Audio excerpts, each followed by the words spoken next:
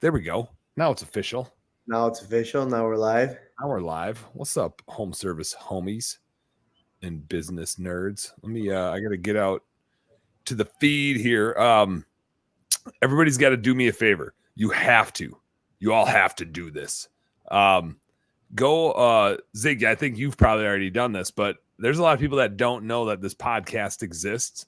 Surprisingly, I get like more live views of this show than I did of Bookkeeping Beer and BS, but nobody knows this is a podcast because I always forget to talk about all the places you can find me.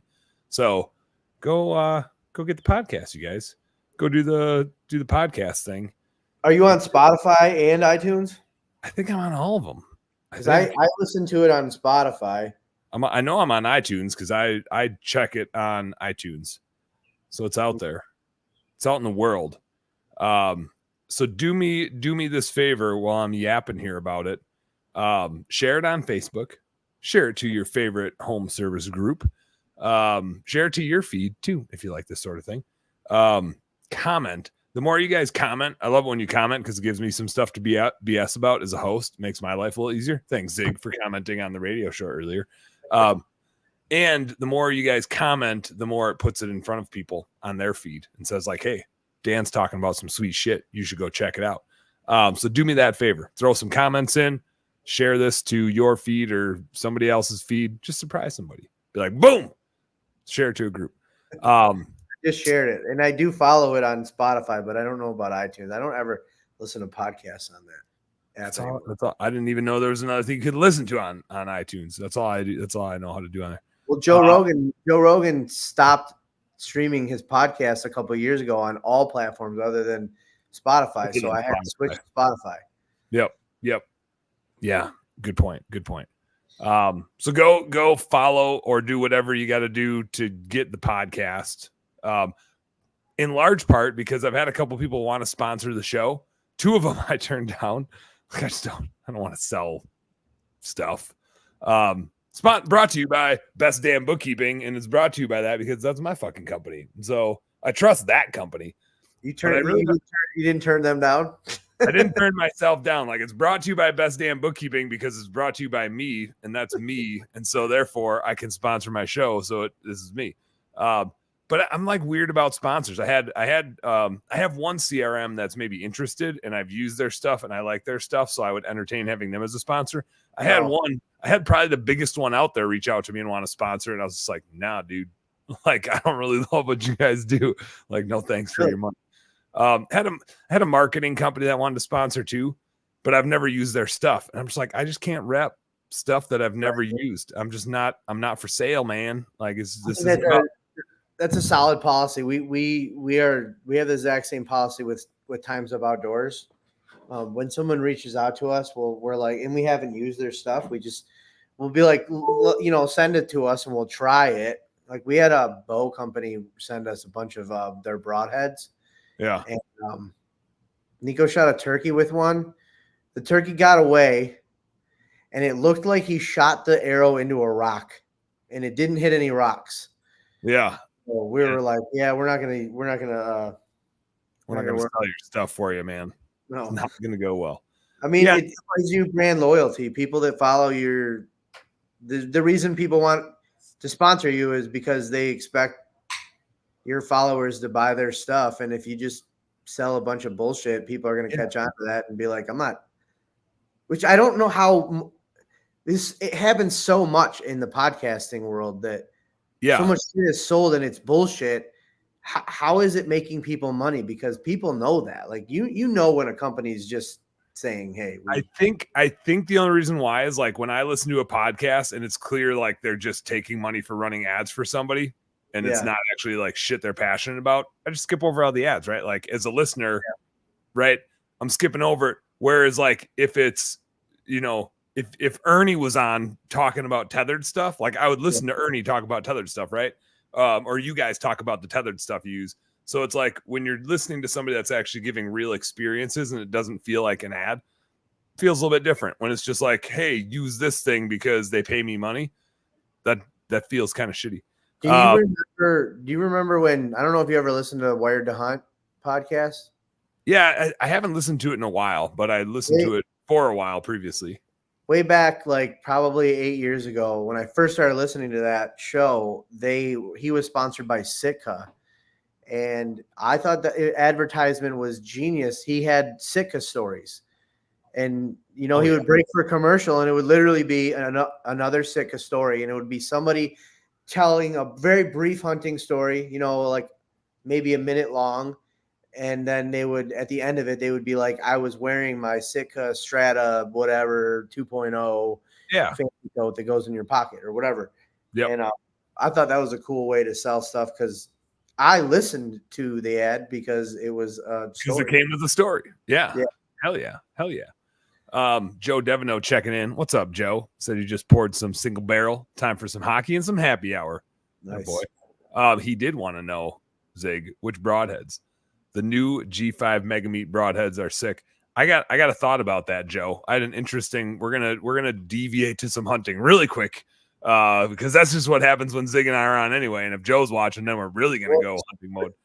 Now Clay's chiming in. Now it's just turned into a bow hunting show immediately. Oh man, we do have business stuff to talk about. Yes, we do.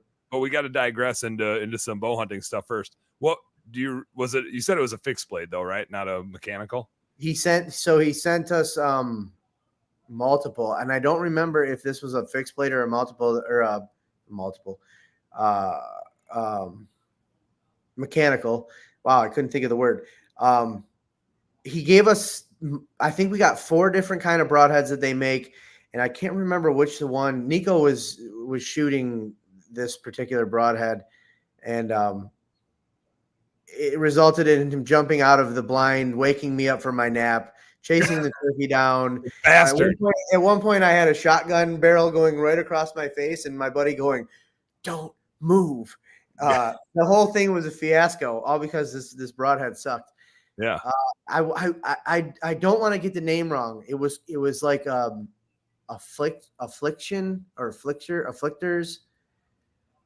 It wasn't there. There's one brand out that's super popular lately that looks like a spade. It wasn't that one. It was a different one. They looked like, your average rages or whatever. Yeah. Honestly, can't remember the exact name of the broadhead company, but it was not G5. I shoot G5. Montex. I like. I've been on this cusp of wanting to try fixed blades, but I just had I had some Rage 3 blades back in the day, and those did me dirty a few times where only 1 or 2 blades would open on the 3 blades. Yeah.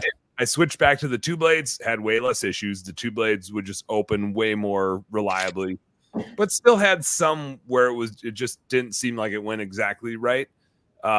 Switched to the 3 blade G5 Mega Meat that Joe Devino was talking about, the 2 inchers. And it's this year, actually, I just got the taxidermist in Kentucky just sent me a picture of my velvet mount from that. Nice. So I got that shipping my way. But I've killed multiple deer with them. Awesome holes. It's you can gut shoot it. Not that you should, but you can gut shoot a deer with one of those things, and it's not going to make it 200 yards. They just open up a huge hole. But I had one instance, and I don't want to throw the baby out with the bathwater, but this decision making of when to switch stuff, there's a business lesson in here somewhere. I'll let you guys see if you can figure out where it is. But even in the pressure washing space, you're always trying to figure out tinkering with stuff and when you're going to change from this to change to that. And so I've just been on this cusp of do I want to switch to fixed blade stuff, or do I want to stick with mechanical blade stuff and bigger openings and give up some penetration, but a bigger opening? I'm mostly hunting whitetails. I'm pretty much only hunting whitetails. Right. And I shot a 1.5-year buck. It was cold out. It was super cold out. It was 0 degrees and windy. It was New Year's Eve. I bet I shot the last deer of 2023. I mean, it was dusk. It was the last little ass crack of light on New Year's Eve. I was out freezing my ass off. And I thought it was a doe, actually. I thought it was a 1.5-year doe. It had the tiniest little, it probably was an antlerless, technically, where it's spikes, where it was right at 3 inches. But there is angled back right behind its ears. There's no way you'd ever been able to see him. You would have needed X-ray vision to see him. And I shot that deer broadside, kind of quartering away, and it dropped in its tracks. 20-yard shot. And like when it's cold and you got 12 hats on, like it's a little bit tricky shooting a bow. And so I just assumed I missed high, right? Like I assumed I missed a little high and spined it. And so then I had 4 arrows with me. Well, now all 4 now, because like you shoot one and it's still moving, right? It's like even if you stone it, it's still moving. Yeah. And so all 4 arrows are out of my quiver, and I'm just like, well, I might as well get down now. And like if it's still moving, I'll grab another arrow when I'm standing next to it. But I yard sailed. I picked up all my arrows laying around. By the time I got down there, he was toast. And the arrow that hit him, this is the only explanation I have. The first arrow that hit him hit. I mean, if you just put a deer sideways, broadside, and said, "Hey Dan, where should you shoot this deer?" Yeah, like where I hit it is where I would have pointed. It was probably mid height on the deer, maybe a little lower than mid height. It was right behind the shoulder, and like the deer's quartering away. That should be. It should have cut between the lungs and the heart, like just perfectly. Would have hit opposite shoulder. Instead, what it did is it caught the ribs, and I shoot 60 pounds. That's as high as my PSE goes, but it shoots 320 feet per second. Yeah. And so and I've got a 75 grain insert with a 100 grain broadhead with a 300 some grain arrow. Like it's not the heaviest setup ever, but like with a 75 grain insert, it shouldn't not go through ribs and shoot right through that deer. And brand new broadhead, not like a used one that I've definitely done before too. But like caught it. The only explanation that I have is it caught the ribs perfect square, and then it like rode the rib cage up and hit it in the spine instead of plunging through, because they're 2 inches, right? Like it grabbed it, and instead of breaking, like the metal's strong enough that they didn't break. They just rode up the rib cage and spined that deer. I mean, like you could see the arrow just, and I was just like, holy smokes. And so I still got it. And actually, frankly, it was really nice because it was so damn cold out. Like I just wanted to get in the truck, grab a beer, and clean that thing up, right? Which is exactly what I did. So it was nice I didn't have to chase its ass around. But it's like it's one of those situations where it's like I don't want to like change everything I do because of that. Because of that one. But it was just like so the one thought I've had is probably going to 125 grain instead of 100 grain, and maybe going with the 1.5 inches, like a 2-inch hole. Is that really necessary? Like an 1.5 inches hole is probably big enough. Fly a little truer, better penetration, less chance of weird rib deflections, maybe. My buddy is building me a heavy arrow right now. He's been down the whole heavy arrow rabbit hole for like 2 years, and I make fun of him all the time about it. only because I don't want to switch. Mm-hmm. I don't want to. Joe's got the solution for us. He said, like business, it's not a problem unless it happens 3 times. True, it's true.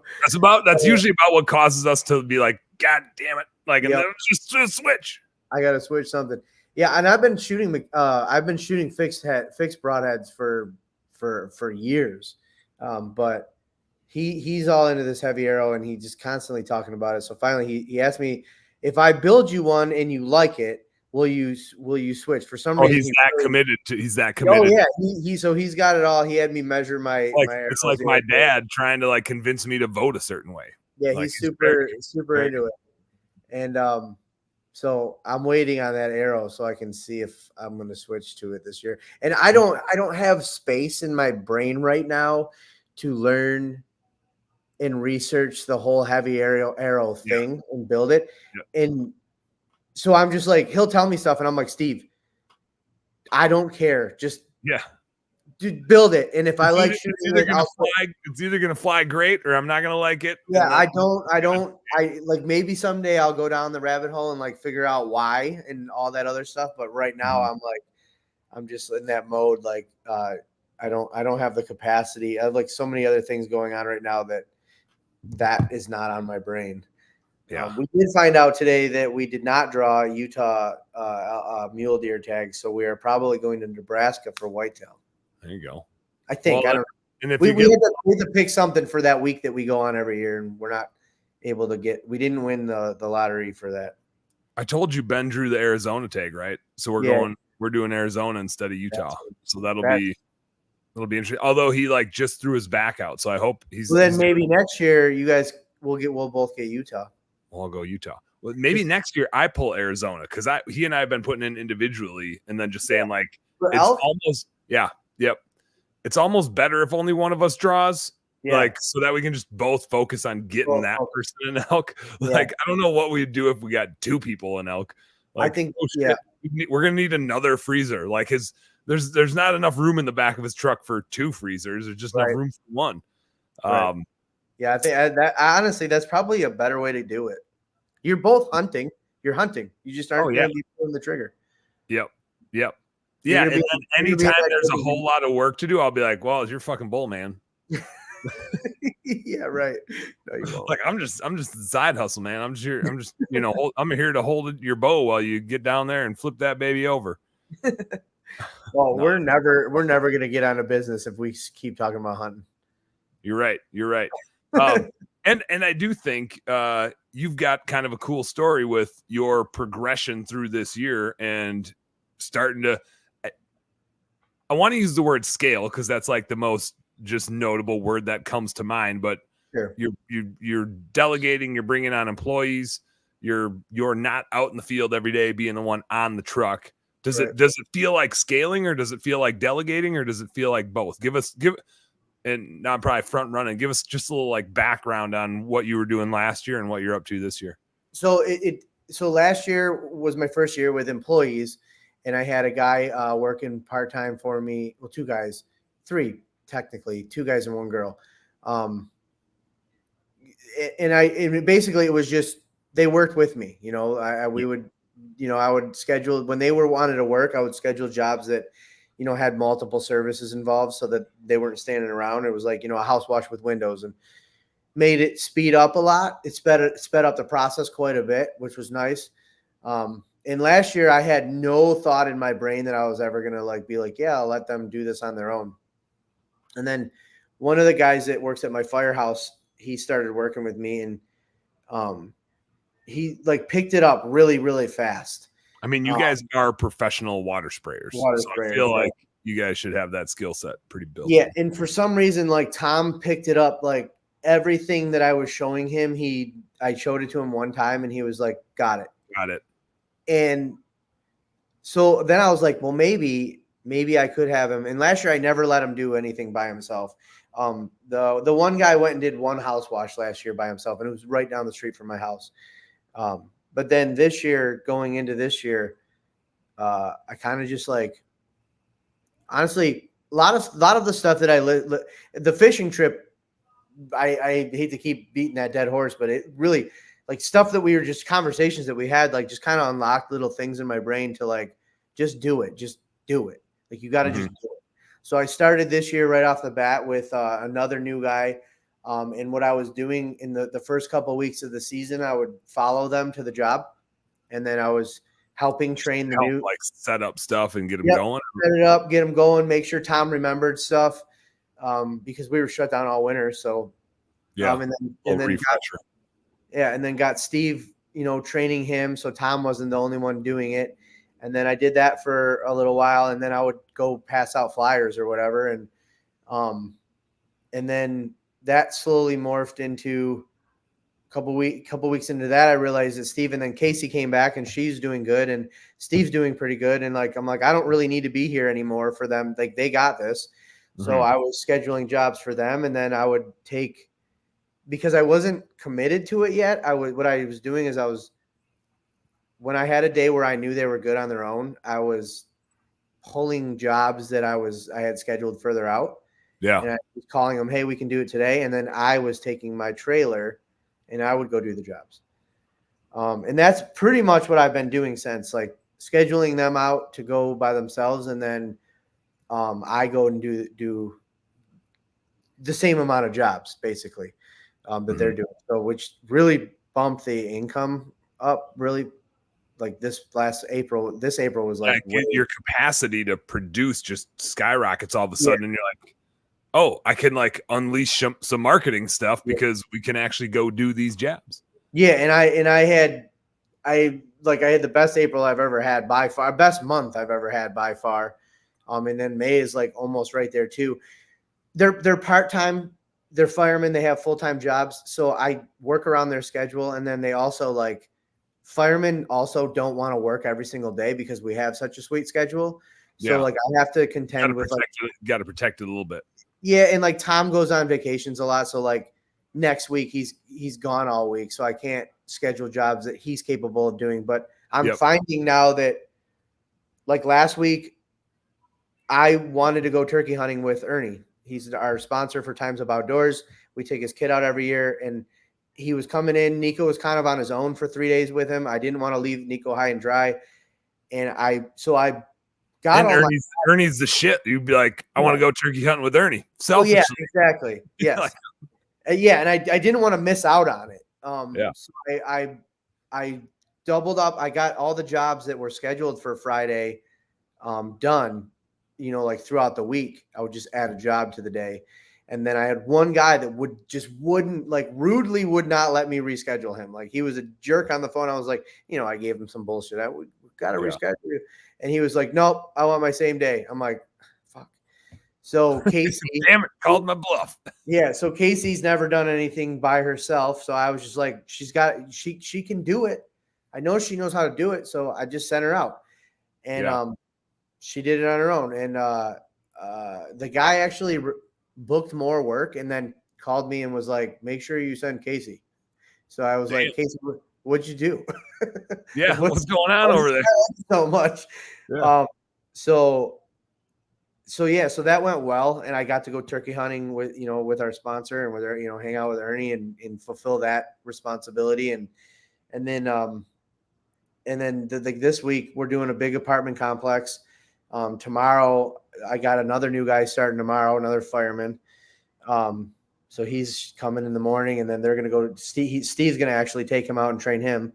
And then, it's just, so that's, I'm kind of like balancing between like scheduling them and then scheduling jobs for myself, but also leaving time to, like today, I went out and did 3 estimates in person while they were washing the apartment complex, which was really nice to be able to do that. Like they were ones that I had to do them in person. I couldn't not do them in person. Yep. So it was nice to be able to do that and then actually sit down and catch up on stuff that I needed to do that I don't catch up on because I'm working every day.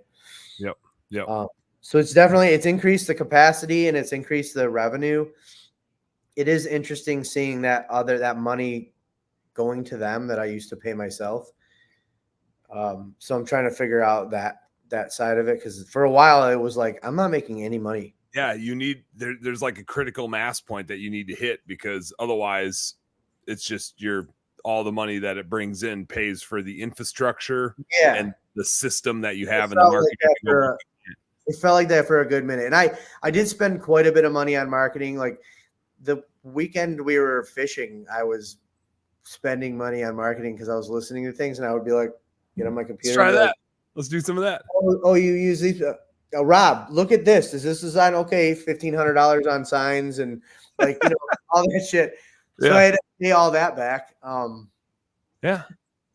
So, but now this month, like Skip's video for my April P&L. Skip is checking in. He chimed in earlier. He said putting the wet stuff on the red stuff. Dude, the video he sent me for my my April P&L was awesome. Like it made me feel so good. Even my wife was in the kitchen listening when I had it on. She's like, "Wow, that sounds really nice the way he's talking about that must make you feel good." I was like, "It does. It made me feel good." It's such a simple thing. And granted, like Skip is really good at it. I'm scrutinizing the employees we're adding. I got 3 people starting Monday. I had 4 people start in the last month. So my P&L is also very upside down. The funny thing with bookkeeping though, is I have 0 capital expense. I don't have trucks. I don't have washers. I don't have my marketing is just this sort of thing. Right. Right. But my capital is, it takes like 3 months to get a bookkeeper up to speed, and it's recurring type work. So like an account manager probably needs 40 clients. So I have to, like, if I bring them on, I need like a runway to train them, but I also have to keep adding more clients to like keep filling them up. But the biggest change that we made in this business versus my last one is we need to hire finance people for that role. Like they need to know how to read a P&L and tell you what's happening in your business. They can't be like, did your books, here's a report, good luck. So yeah, right.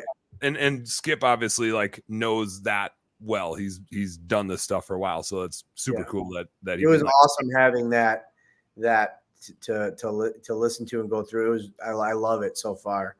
But I mean,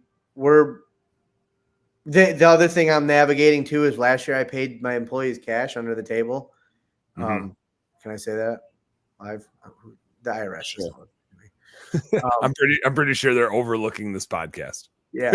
Like, so, I mean, it is a bookkeeper podcast, so maybe they are. But they don't know.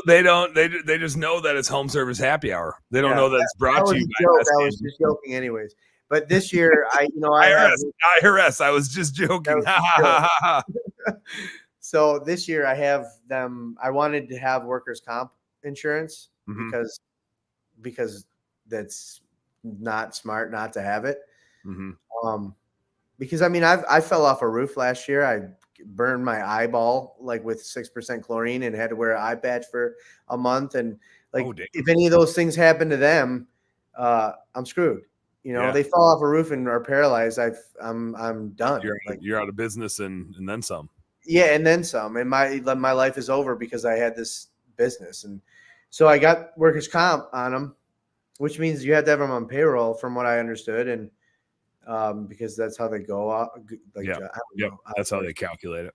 Right. So I had to put them on payroll, which it just starts adding up. And then I'm like, holy shit! I'm like, I got to pay all these taxes for pay. When I pay them, I'm not just paying $2,000 out in labor this week. I'm paying $2,600 because of this, and I'm like, what the fuck? So that's interesting to like get over it, you know, like with the first couple of times it was like made me mad. I was like, what is this even going to, you know? We all know it's not going to anything that I care about. I don't know. Doesn't it come back and like pay you to be a fireman? I mean, yeah, not very much. If it did, I wouldn't be doing this. It's not enough. I think so Cole, our buddy Cole Sycophus chiming in. He says, "Hell yeah, dude! Sounds like you could totally step away for a week. Maybe go canoeing or something." I couldn't because they do call me quite a bit. Not like I don't want to like sound like I'm talking bad about them. Like they call me quite a bit. Nothing stupid. Most of the stuff I'm glad they're calling me on, but they're still calling me throughout the day to like, hey, this happened. What do I do? Sounds like some stuff a Garmin InReach would be great for. And then they would just know like, hey, if I'm going to reach out to Zig, I got to pay for whatever this costs them. And so I better really need them. It's cutting out of your paycheck. Yeah. I'm going to allocate this back. We're going 50-50 on this. If you got to get a hold of me, you better make sure it's worth it. Yeah, so it's very interesting learning how to like deal with people and manage people, which is really funny because I hit my 10-year anniversary with the fire department 2 weeks ago, and the Detroit Fire Department didn't hire for 10 years. So there's this huge gap between my class, which is I got hired after that 10-year, and then the last like senior guy. So the dudes 2 names in front of me on the list are our promotions are seniority based. They have like 20 years on and I have 10 years on, and I'm going to make sergeant like shortly after they did, but it took them 20 years to get there where it only took me 10. So 10 years in, the rule was they didn't want us to. Basically what happens is that you get to a certain point on the list and you start getting picked up to act as a boss. Well, act as a boss, not be a boss. You just got to act. So you're acting sergeant for the day. So like they don't have enough sergeants for the day. So they'll pick from the top like 10, 20 senior firefighters on the list. And they get to go be a boss for the day. And you get paid, extra. And but they kept saying that our class was too young. We didn't have enough time to do it.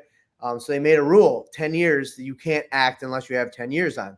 Well, literally the day of my 10-year anniversary, the night before, I get a text from the system saying you're in charge at squad 3 tomorrow. And I'm like, wow. I wasn't ready yesterday, but today I am. But today is the day. So I've been a fireman for 20 years. I've been fighting fires for 20 years, and I'm pretty confident in my skills at doing that when I'm responsible for myself. And now I'm responsible for this crew. And I also it's okay. You're a dad. You're fine. Yeah. But I also had to teach somebody, like, because we have trialmen too. They're new guys that have never done this. So I always have to now teach them how to fight fires while fighting the fire. And so now I'm learning like how to manage people and be a boss in a job that I've never been a boss for 20 years at. And then also at the same time, I'm learning how to be a boss in this business that I've only owned for 4 years and never was a boss to anybody but myself. So I'm like learning management of people is the main thing, like dealing with personalities. And like I'm learning like Tom is my best guy. He knows everything. They all are really good. They're all awesome, but Tom is the one that just picks things up quicker. And remembers them right away. But Tom can't get to work on time ever. And Tom also has like, and I'm learning now, he has a very negative attitude, but he's not being serious for the most part. That's just what he's like. Like today, we were done with the sense of humor style. Yeah, like today at the end of the day, he was like, I'm never fucking doing this again. He's like, I fucking hate this. This apartment sucks, because doing an apartment complex sucks. You're literally staring at the same shit for 6 hours. But it makes you good money. So he's like, I'm never doing these again. I'm done. I need a vacation. Don't call me for the rest of the week. And then I said something about Friday, and he's like, well, you didn't give me any jobs on Friday. I'm like, I kind of thought maybe you'd want the day off Friday. And he's like, no. What the fuck you talking about? I'm like, well, because you literally just said. You've been complaining all day. I don't know. So I thought you were quitting on me, and now you're asking me for some work on Friday? And it was really bothering me in the beginning of the season, because I was like, I should know better, because I work with him at the firehouse and he does the same shit there, but I don't care because we're at the firehouse. But when it's your culture, you're like, how do I make this work for our culture? Yeah, I've been taking everything so seriously, and so now I'm just like, he says something stupid, and I'm just like, I just laugh at him.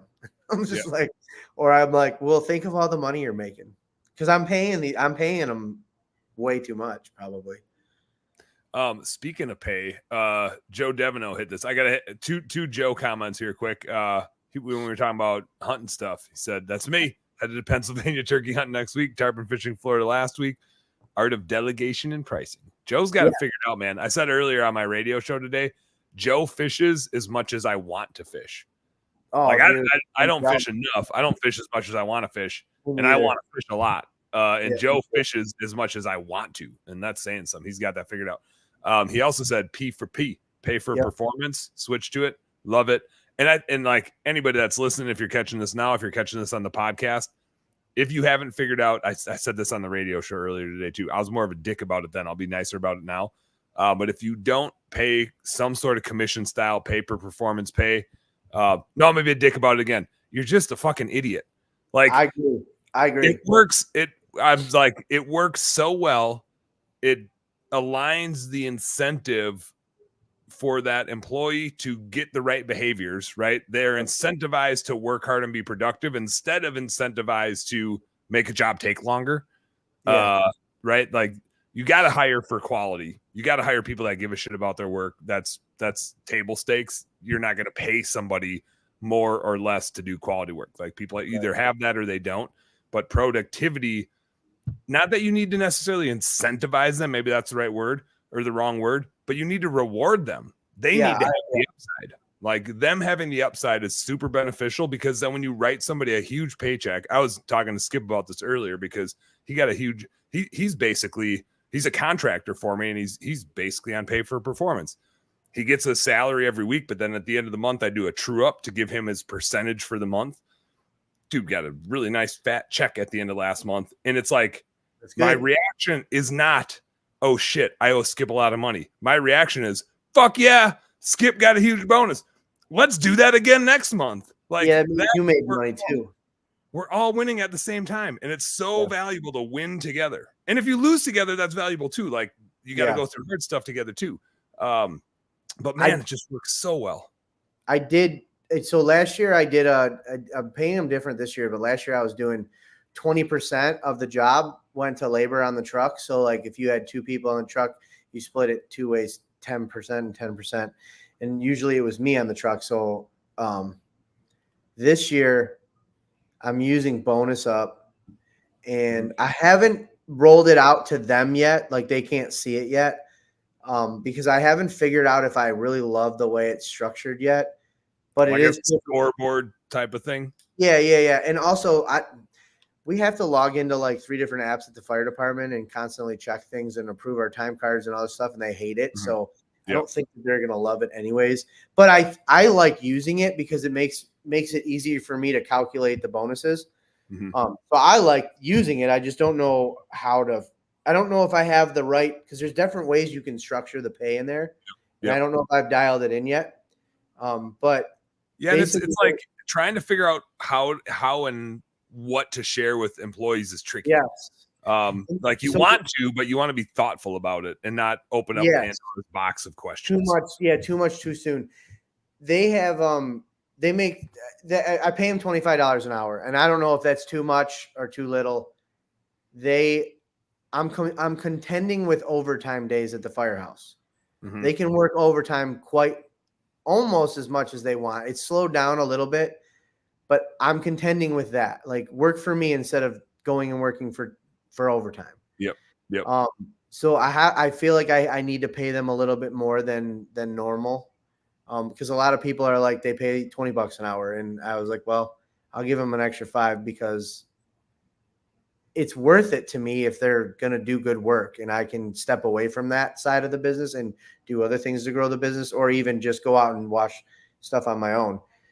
So, but so that's their base pay is $25 an hour, but then they get a bonus on top of that based on their production and like their hourly rate, production rate. It's calculated into the system. So if they make, if they hit $90 an hour or something like that, they get an extra $1, and then it goes all the way up to like $6 an hour, I think. And then they get bonuses every time they get a review. They get a bonus. Tax making on P4P. Right. Yeah. Me too. Some days they're making like 30, like I think the highest they've made so far this year is like $39 an hour one day. Yep. So if you're catching the podcast later, Joe wrote in, he's got techs on P4P making $45 an hour. And I think that's the beauty of paper performance, is that there is no ceiling to the wage they can make, right? It's like when they're earning some percentage of their production, they have the upside. Yeah.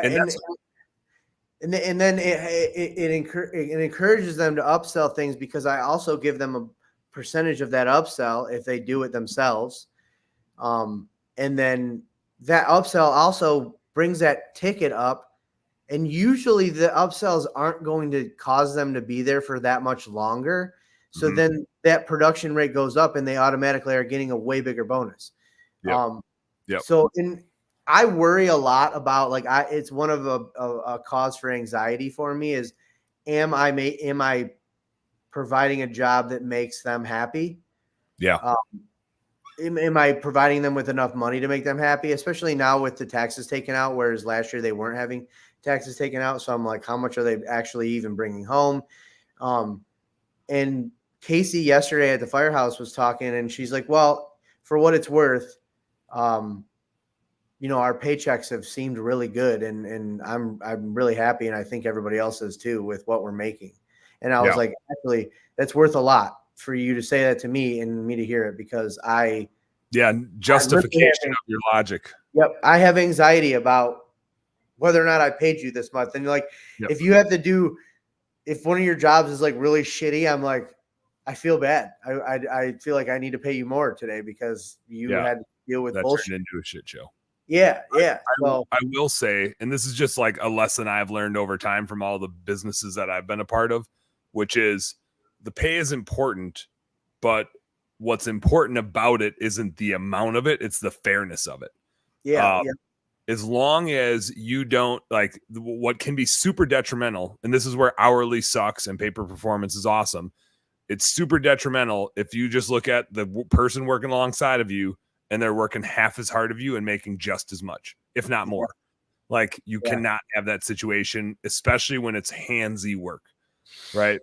If it's productivity type of work and somebody sees that, that's the ultimate like cancerous drama BS in a business where you're going to lose your best employees because they're going to be looking at the shitty employees saying, like, this jerk off is making as much as me and I'm getting this much more done, right? So like one of the big values of P4P is that. And so it doesn't even have to be the most amount of money in the world. Fairness is super important. And I've also found two other things, which is they have to love working for you. Like if you suck, it doesn't matter how much you pay them because they can go get paid a lot elsewhere and work for somebody that doesn't suck. And so what I tend to see, and if you're out there listening to this and you have turnover problems, go look in a mirror. Like if you have turnover problems, it's one of two things. Either you kind of suck and people don't enjoy working for you and they have to like working for you. They can go work anywhere. Yeah. Like they don't owe you anything. They have to love working for you. So you need to be awesome. That's like table stakes. You can't suck. Even when you're having a shitty day and your life sucks at the moment, you still have to be awesome for them. Like that is your job. You have to. You owe it to them. Like you need to make their day better. They don't need to make your day better. You need to make their day better. I agree. And the second thing, and I never gave this enough credence, and I'm really super you can ask Skip or anybody else that works with us at Best Damn Bookkeeping. I'm like, this comes up twice a week out of my mouth, which is I will never let anybody that sucks work here. Like Tom on your team, I might have already fired him. Like if there's an inkling that they're not awesome to work with. Now, if he's like dry, funny sense of humor. He is. He really is. Like everybody likes working with Tom. But people, you can't pay people enough to work with shitty coworkers. Right. Like I agree. My number one filter when I do like group interviews and stuff is like, are they on camera? Are they smiling? Are they nodding? Are they engaged? Are they having fun? Like that's how we interact as bookkeepers. Yeah. And when Skip sends you that recording at the end of the month, like you need to feel like he's on your team, like he's cheering you on, like he's helping you out.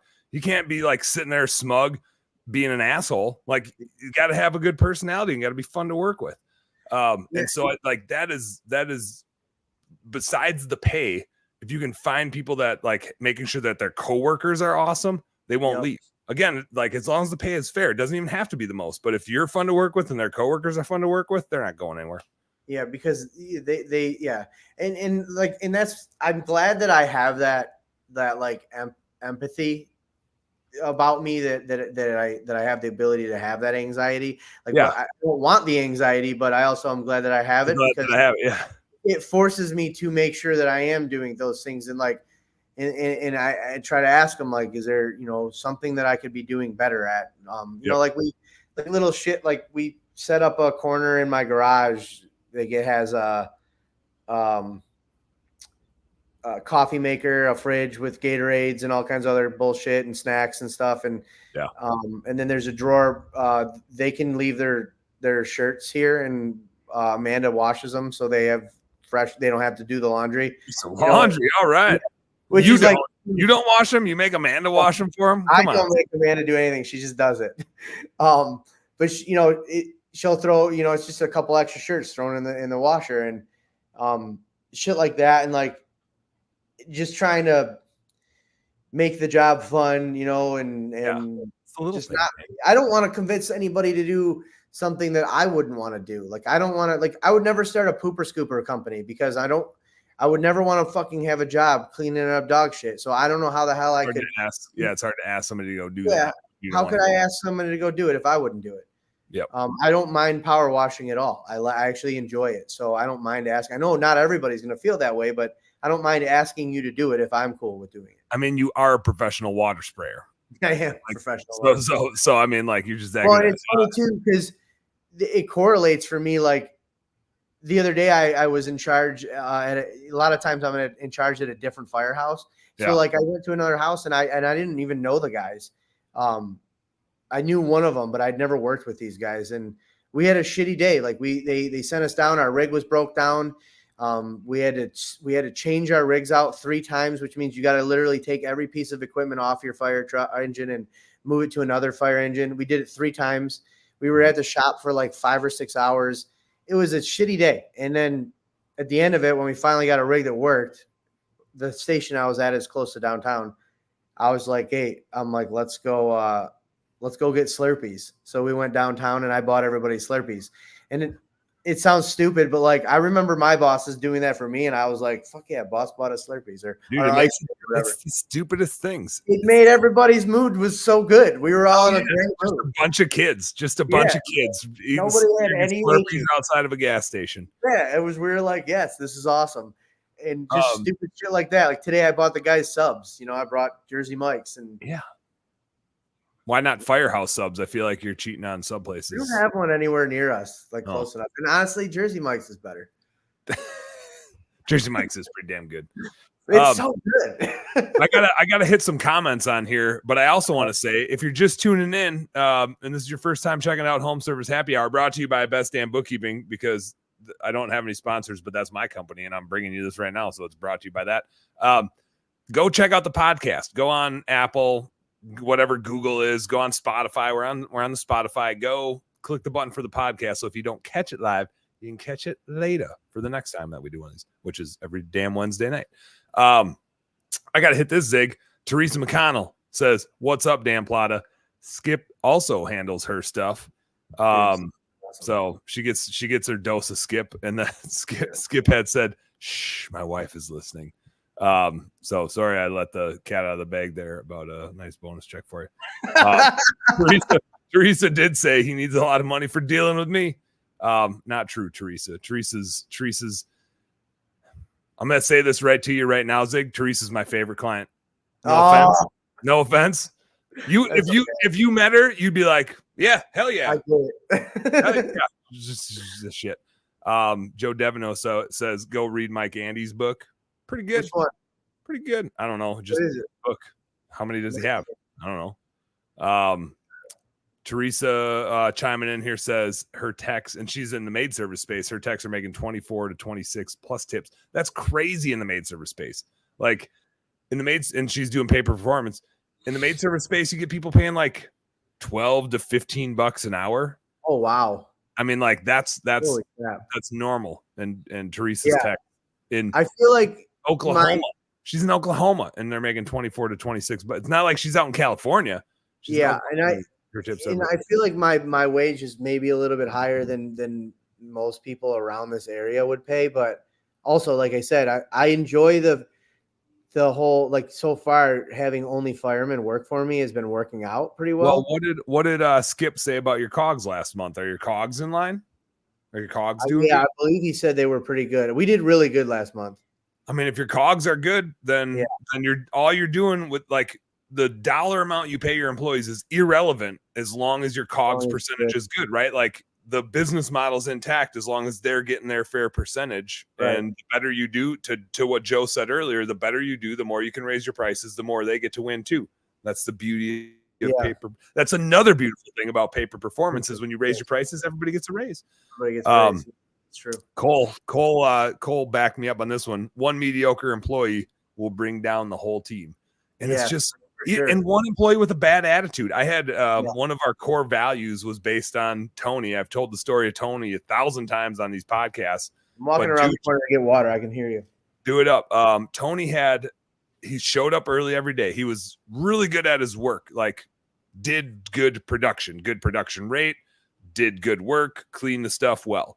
I think he might have had like a little bipolar thing going on, but he would by 10 to 11 a.m. he would start to get negative. And the rest of the afternoon was just him bitching on the team chat about anything that went wrong. And we created a core value as a mechanism to fire people because eventually we had to fire him. I wish I would have fired him sooner. The job just wasn't making him happy. Like he couldn't handle things getting changed on him. And so it just wasn't the right job for him. Like in our world, the schedule changes and the jobs change. And he couldn't go with the flow. Like any change of plans just ruined his day. And I was like, Tony, like I even had that talk with him. I was like, Tony, you're choosing to be here. Like if this drives you nuts, stop being here. Yeah. Or change your attitude about it. Like, tomorrow something's going to happen where the job is going to go not exactly as we planned. And if you like, that is part of the job. And if you can't handle that, this isn't the right job for you. Eventually, he broke Elizabeth Dobbs' screen over his knee. Yeah, I've heard that story. Yeah, it was that story. That was Tony. And it did, like, it just always eroded our culture. Like, he was just always bitching on the team chat so much. And eventually I fired him because he broke Elizabeth Dobbs' screen over his knee and threw it in the woods because he couldn't get back in. But man, I should have fired him a lot sooner than that. Nico chimed in, said, "You're always playing with hoses." Not wrong. Not wrong. Joe said, "The extras don't do as much as listening to them. My current employees are all between 3 to 8 years on board. Act like you care in return." And I think that I don't even think you need to act like you care. You just need to care. It doesn't need to be an act. I think if you truly care, they're going to know that you truly care. And like, I almost care too much to a fault. Sometimes I think like, I'm like, I really don't want you to have a bad day working for me. And I really want you to enjoy the paycheck that I give you. And I just want to provide, because if someone's coming to work for me, it's because they need a second job or they need extra money or they want extra money or whatever. Yep.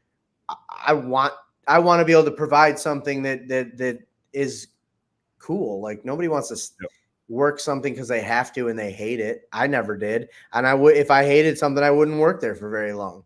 So I really care and want to make sure that they're like having fun and it's not a shitty job. And I just always go back to the fact, like, Skip, not to give you an idea, Skip, but like, Skip could go make more money anywhere else tomorrow. Like, he could go make more money tomorrow anywhere. Sean Day, who runs our recruiting business, Sean could go make more money anywhere tomorrow if he really wanted to. Like, the reason the right people stay isn't because there's not more money out there for them. Like, the pay has to be fair. They have to be treated well. There has to be upside. But I think to what Joe's saying, and Joe's had employees for 3 to 8 years, right?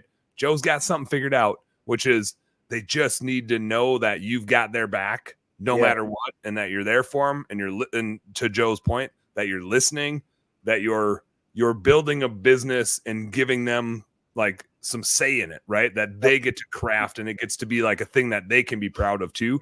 It can't just be like a job that they show up at. Yeah, it's like today, they're super passionate about too.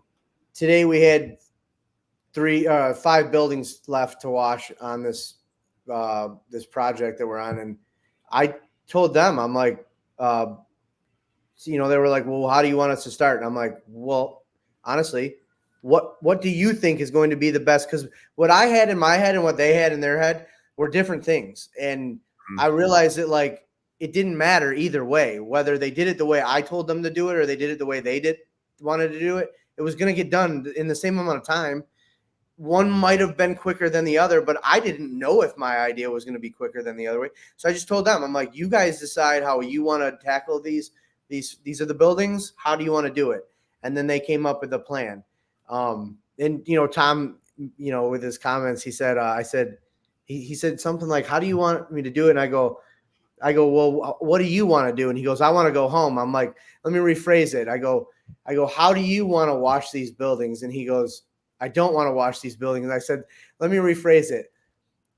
You do these buildings the way you want to do them to get them done the most efficient way, and then you can go home. And he goes, "That's better." He goes, now you're getting it. I was like, all right, see you later. Yeah. Or Tom, you're getting it. Now you're getting it, I think is what it is. Yeah. So, but yeah, I want like them to have say in how things go. Like how's the equipment? Do you should we order this? Should we try this? And I'm getting that. They definitely do tell me when there's stuff like they don't like having to have the apps all on their, like Tom, especially he's got a phone from like 12 years ago. Oh yeah. He's like, it's got some flip action to it. He kept telling me he couldn't download the Markate app because his phone didn't have enough room on it. And I'm like, whatever. And I looked at his phone. I'm like, you're not lying about that. Yeah. So I got they still make Blackberries? Where did you get a Blackberry from, Tom? So I put an iPad on the truck so they can use that. And that way they don't have to do it on their phone. So stuff like that. There's little things that make the job fun. And I think it's super important to actually care, because if you actually care, then they'll they'll see it. Joe says Tom would be tough for him. I think I could handle a Tom. I could handle Yeah, a Tom. I might be making it sound worse than it is because of my empathetic side. Like I'm hyper like aware of things and I get almost sensitive to it. But now that I'm like, because I deal with him at the firehouse all day and none of it's a problem because we're at the firehouse and it's funny. But then when it switches over, I'm like, wait, is it really a problem? Yeah. Are you actually not in a good mood or are you just, is that just how you're, because that you do that at the firehouse too. Okay. So Nico says you're super sensitive. Shut up, Nico. Josh chimed in and said you're a pro with the hose. This is what the problem is. I shouldn't have shared this. And that you love the foot long. He's back to the subs that you love. See, this is what happens. You put firemen see that I'm on here. Yeah. Let me like boost your ego back up. Zig commented, and this is like your Zig. Skip commented that your cogs are hyper dialed in, and this is a thing us nerdy finance people talk about. Like when we're on calls, we get worried about clients who are like struggling in certain areas. Like we talk about it as a team as like, how are we going to help this person? Like we see it, right? I'm glad to see that comment, Skip, because I was like, I don't know. I don't remember. I had to go back and watch the video. It is funny the lens that we have because we see so many businesses, and to us, it's just reading the Matrix, right? We can see the girl in the pretty red dress, right? But it's just a bunch of green blah blah blah coming down the screen to most business owners, and we're like, no, like you got to do this, you got to like be watching this. I will watch Skip's video probably 5 times in the next couple of weeks, just because I need to like remember something that he said, make sure things are going good, like. Because I don't comprehend to that kind of language. So I have to keep hearing it and hearing it the way Skip explains it was way better than the way it used to be where I would get a report and just have to read it myself. And I'm like, I don't know what the fuck this shit means. I honestly stopped reading them because I was like, I don't even know. Am I doing good? This looks like I'm doing bad. There's a lot of red on here. I think that's where the video comes in so handy too. It does. But I wanted to say something before we were talking about guys able to leave and go make more money somewhere else. We have a trial man at our house. Trial man means like you're the new guy and you're on trial for like, I don't know how many months they have to be on trial. You basically have to go through a probationary period before you get your badge and then you're in. So he's our trial man right now. Trial men aren't really allowed to talk much and they just have to clean shit all day. Hazing. You're getting hazed, baby. I asked him yesterday because I kind of like the kid, and I was like, "Hey, man," I'm like, "What do you do what do you do for money on your days off?" And he's like, "Nothing right now." He's like, "But I kind of wanted to start a power washing business," and I was like, "You can't." And he's like, "Why can't I?" Son. I'm like, "I have the market cornered," and he goes, "Well," I'm out in Oak Park, which is not really my area, like it. If he was to have a business there, it might overlap into mine a little bit, but I don't care either way. I was just joking, but I told him, I was like, how about this? How about you come work for me this summer? And then if you I'll teach you everything I know. And if you still want to start your own business, you can go start your own business. So I'm hoping that he likes working for me enough and realizes that the owning the business part is kind of a giant hassle. And you make less money owning the business for a long time. You really do. You really do. Honestly, you make less money for a while. Yeah. So that's my plan, is to make him really like it. He starts tomorrow morning. That's the guy. So I hope he loves it. Yeah. Oh yeah. Never wants to leave. I gotta because this show is brought to you by Best Damn Bookkeeping. Quick plug to just for reference of what we're talking about. Zig's a client and obviously a hunting and fishing buddy since we spent the first 20 minutes talking about broadheads. But one of the things we do, Clay's on here, Cole's on here. We got a handful of clients on here. Teresa's on here. We send a video at the end of every month talking through a P&L. And I think that is like a secret sauce for us. It's not, we don't just send a report and say, here you go, Zig, here's what your data says. Good luck. Here's the numbers. We send the report, but it's like an interactive report. The account manager basically reads it to you. So if you need somebody like read you to a story to go to bed, what better story than the story of your financials? That'll put you right to sleep. But there is an interesting thing that I see over and over and over again as we read the business owners these stories, which is you have to have cogs dialed in, and we're anal about helping you get cogs dialed in. And if somebody doesn't have cogs dialed in, like I'm usually sending them my 15-minute link saying like, hey, book time with me. Cogs is cost of goods sold for those Cogs, cost of goods sold. And it's mostly it's labor, fuel, supplies, tools, equipment, that sort of thing. It's the stuff that's out on the truck, out doing the job. And it tends to go sideways early on because people hire people hourly, and it goes sideways pretty quick because now the business owner has all the risk. Pay-per performance really protects your P&L because now your bet is hedged. You make the same amount of money every time your crew goes out. They make the same amount of money. They're incentivized to do more work, and everybody wins. We already talked about that. But here's the thing, Zig, to what we were talking about earlier with like you're scaling this business and we're sitting in the fish house and you're spending money on marketing and doing this and doing that. Here's a good thought process for how to read your P&L. I'm not going to like show it on the screen here, but this is just like a crash course. I'm going to say this to you for you to think about, but really I want everybody to be thinking about it this way, which is your cost of goods sold, that labor, fuel, tools, equipment, supplies, materials, that sort of stuff. That's a true expense. You're spending that money to go out and do the job. And as you start hiring people, and Zig, you're seeing this now, which is when you hire people to go do that work, that money is gone. If it's $1,000 job, you are out around $400 to $500 off the rip. That money's gone. You're never like, you're a conduit for it. You collect it, but it's called for. You're already paying it out. It's not like you're done spending money there. There's still a lot of other things to spend money on, but that money's gone. Yep. You have 4 different places to invest money to grow your business. And I say invest very intentionally because this is where you're like, man, we're doing all this revenue, but I'm actually making less money. Well, of course, when you invest money, it's gone for a period of time. Like it doesn't return you money tomorrow. If you go put $10,000 into the stock market, how much money do you have tomorrow? None. Zero. Right? You're out $10,000. And so if you go put $10,000 into marketing, you are also out $10,000. The nice thing about marketing your own business versus putting $10,000 into the stock market is the marketing starts returning money a hell of a lot sooner than waiting until you're going to go sell that investment and hoping it made you some money. So you have 4 different investment decisions to make in your business. The first one's marketing. Like when you're going to start growing, you do exactly what you were doing, Zig, which is I need some of these yard signs. I'm going to start doing some Google ads. I'm going to maybe invest in some of this and hire this person to help with my website. Whatever it is, you're going to make these marketing investments. The second thing, and Zig, I don't know if you made this investment yet or not. The second thing you tend to invest in is admin help because now you have more leads, more phone calls. More. Oh, yes, I have a little bit.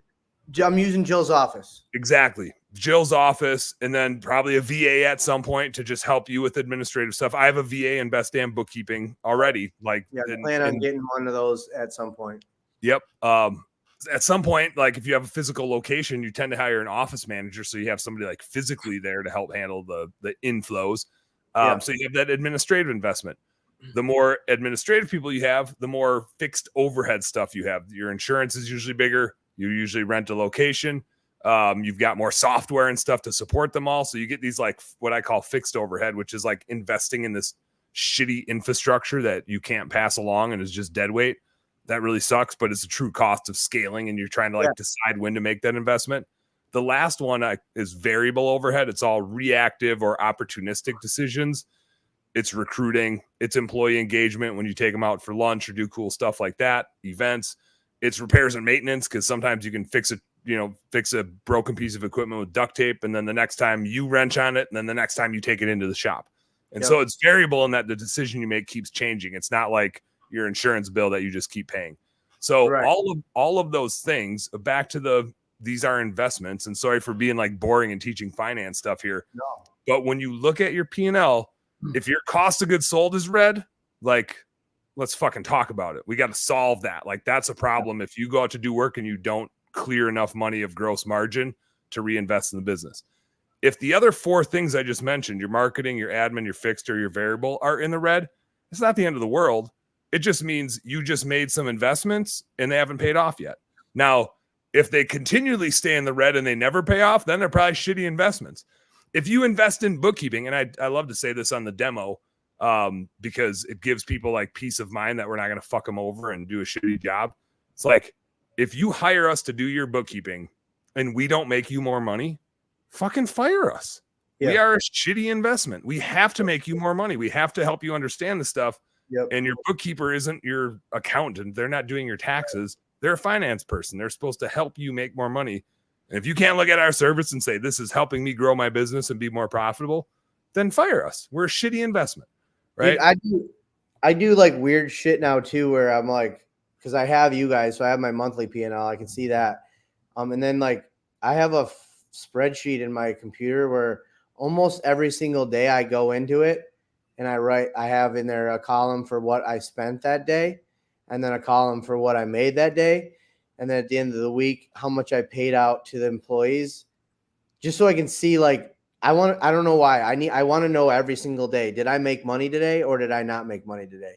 Mm-hmm. And then like on a grander scale, having a bookkeeper give you an actual detailed report on that, it helps knowing what's going on, because sometimes it'll feel like you're not like it. There's been days where I'm like, I don't feel like I'm making any money. Why am I doing this? And then I look at things and I'm like, oh, I actually did make quite a bit of money this, yeah. Or I made enough money to make it worth it. Yeah. Or you're like, I made some money, but I also know that I need to spend money on that, and need to spend money on that, and need to spend money on that. Yeah. So I made money, but it's not going to be mine for long. Yeah. So I better. Well, yeah. It's like, I think I spent $1,000 yesterday on new hoses. And because I'm increasing my work capacity, I'm also blowing through equipment way faster than I did last year. Yep. I think I blew 2 hoses last year. I've blown like 7 or 8 already this year. And I'm like, what the fuck is going on? Oh, you're doing a lot more jobs. Yeah. And a lot of my stuff's getting to be 4 years old now. So, but it's yeah, it's like the natural replacement cycle. Yeah. You buy it. And then like this morning we had these buildings, there was no water pressure. So it was taking us forever to get this job done. And I called the city and I'm like, what do I got to pay someone to get a hydrant meter out here right now so that I can get through this job? And it was like $300. I don't know how much of that I'll end up paying, because they charge you by like the unit or something. Yep. But I was like, I don't care. Like, I'm just get this damn thing out here. We got to get out here. And then I'm like, how am I supposed to move it? Because they chained it to the hydrant, and I'm like, we're gonna have to move it in like 2 hours. And then the guy's like, you gotta call us. We'll come back. And I'm like, I'm a firefighter. Can I just do it? I go, we're firemen. Can you just let us do it? And he goes, no. You know why? Because the firemen in our township break our water mains all the time by closing them too fast. And I'm like, oh, okay, I'll do it slowly then. Like, just gotta tell me. Joe says, if you don't know, Joe know. He's like Bo Jackson, but he's Joe. Joe Jackson would actually be pretty sweet, Joe. If you don't know about ProTax, what is that? I don't know. Pretty sure they're for tapping maple trees, it sounds like. So I don't know how it's relevant. Sounds like a maple sap sort of thing. Clay chimed in earlier. Clay said, I thought red was good. Clay, that's just Q1 in Minneapolis. Q1 in Minneapolis, everything's red. It's the only color you know. It's just all you know. There's got to be like some kind of a statistic out there for, like, not to be morbid, but like suicide in business owners, because Q1 has got to be the most depressing time for people. I don't know. I feel like we're a pretty resilient bunch. I feel like we really are. You wouldn't get into this unless you were just like, no, I got this. Like, if you didn't have enough screws loose to just be overconfident about stuff, you just wouldn't be a small business owner. The other day I thought about writing down every day to see, like, just to see at the end of the month, like how many I want to write down at the end of the day. Was today a good day or a bad day? Like, stress wise, did I have a really good day or day? Because some days I'm like, this is a good day. This was a really good, everything went good. And then and a lot of days I'm just like, what the fuck? I can't keep up with my phone calls. The fucking shit's breaking on the truck. This wouldn't start. Like, what's going on? There is a funny thing though. I think it was JC Chanowski and I talking about this, which is like, he might have made a Facebook post and we were going back and forth with it, which is when a day is like boring and slow. You're kind of like, I remember that. What do I do with myself? and you're like not in a good mood because you haven't solved the problem. Like problem solving puts us in a good mood in a funny way. Yeah. We need to solve problems. It's weird. It's a weird thing because I've had days where I was like, I think the other day, Amanda was like, how's your day going? And I'm like, honestly, it's not going good. I'm like, I feel like I'm putting out so many fires right now and I can't keep up with them. And then I was driving and I'm thinking about it. And I'm like, why do I do this? And then I was like, what else would I be doing? Like this actually, like as stressed as I am right now about it, it's actually making me happy. Like it's making me fulfilled because it gives me something that I have to fix. Yeah, it's like a purpose. Like, I don't know what else I would be doing. I would feel like a lazy ass bum if I was just sitting and then around. You'd be in a really bad mood. Yeah. And like before I had kids, before I was married, I went to the firehouse, and then if I was off, I went to my boat and I was fishing every day. I didn't do anything else. And I didn't care about it then. Something changed when I got married and had kids to the point where I was like, I couldn't do that every day now. As nice as it sounds, I feel like I would feel like a piece of shit. Yeah. Like, what am I doing productively to help somebody else? If not, I really don't think I could do it. If I'm going fishing, I better be like taking somebody else and like help them. I mean, just like our ice fishing trip. Like I love going ice fishing, but I'm not going to go ice fishing by myself. Right. I'm just not. Like I take my kids out because I want to show them. I do go like with Ben and we go with our families, and then my buddy Duke is up there, and I like to have, business owners come because that's super fun. I can like show them a different goofy ass thing. Yeah. But I just don't. Same thing. Like when I was younger, I just go fishing, and now I'm like, I have some kayaks like rigged up to take out fishing, and I used to get them out all the time. I probably haven't seen the water in 5 or 10 years. I do find that you need to have you do have to find the balance somewhere, and like you do have to carve out the time for you to be able to do those things. Yeah. And like for me, it's my camping trips. We do camping trips, multiple camping trips a year with my family, the kids, and everything, and that's where I get to like. I can go on the camping trip and I can get up in the morning and go out and get in the kayak and go fishing and not feel guilty about it. Yep. Because we've set aside the time. This is what we're supposed to be doing right now. I think that's super important to be able to like mentally deal with it. Because at a certain point, like you do get to the end of that rope where you're like, okay, I need something. Time. I'm like not to rub it in because you can't go, but I'm really excited for that Boundary Waters trip. Like just like literally a week with like no cell phone out in the middle of nowhere. Like damn. Hopefully no bears show up in camp, but we'll pull our food up tight. Deal with that. Hit them with a ski pole.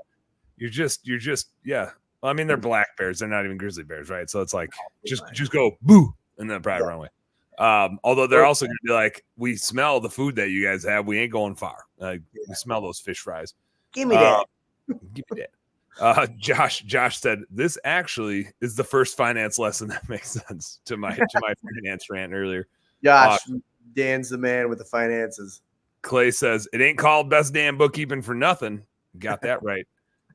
Josh wants to know if the eye patch is making a comeback. You bringing that baby back? I hope to God not, because that hurt. I bet. Joe, back to the pro taps.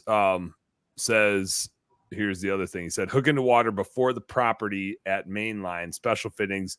Message me. I can show you. So. Yeah, hit up Joe for all your pro tap needs. Dude, I've had this year seems to be the year for bad water pressure. I've never dealt with it as much as I have this year. It seems to be a huge problem. I wonder why.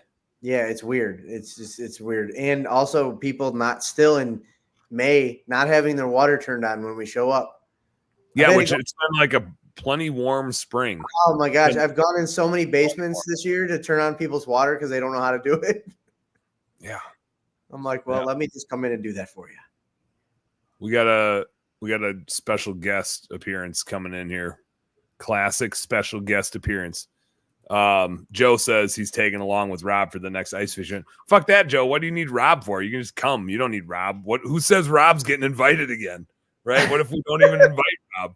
What if we're just like, Rob, you're out. Joe's coming. Joe actually knows how to fish. Joe knows how to fish. Rob's just here drinking whiskey. And dude, I can't wait for that trip next year. It's gonna be the best.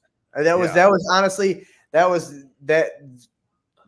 the guys that were there it was just like Clay and Derek and Rob and Mike and Seth, like just bouncing things off each other and such a cool, like it was a fishing mastermind. What is up, Rob? Look at that guy. What's up, fellas? We'll see if he makes it ice fishing next year. We'll see. He can't not. There's only so many spots in a fish house, man. How many? Actually, the constraint is really how many trucks can we take up? Because like we got 3 trucks, so it's kind of maxed out as like a 12-person trip.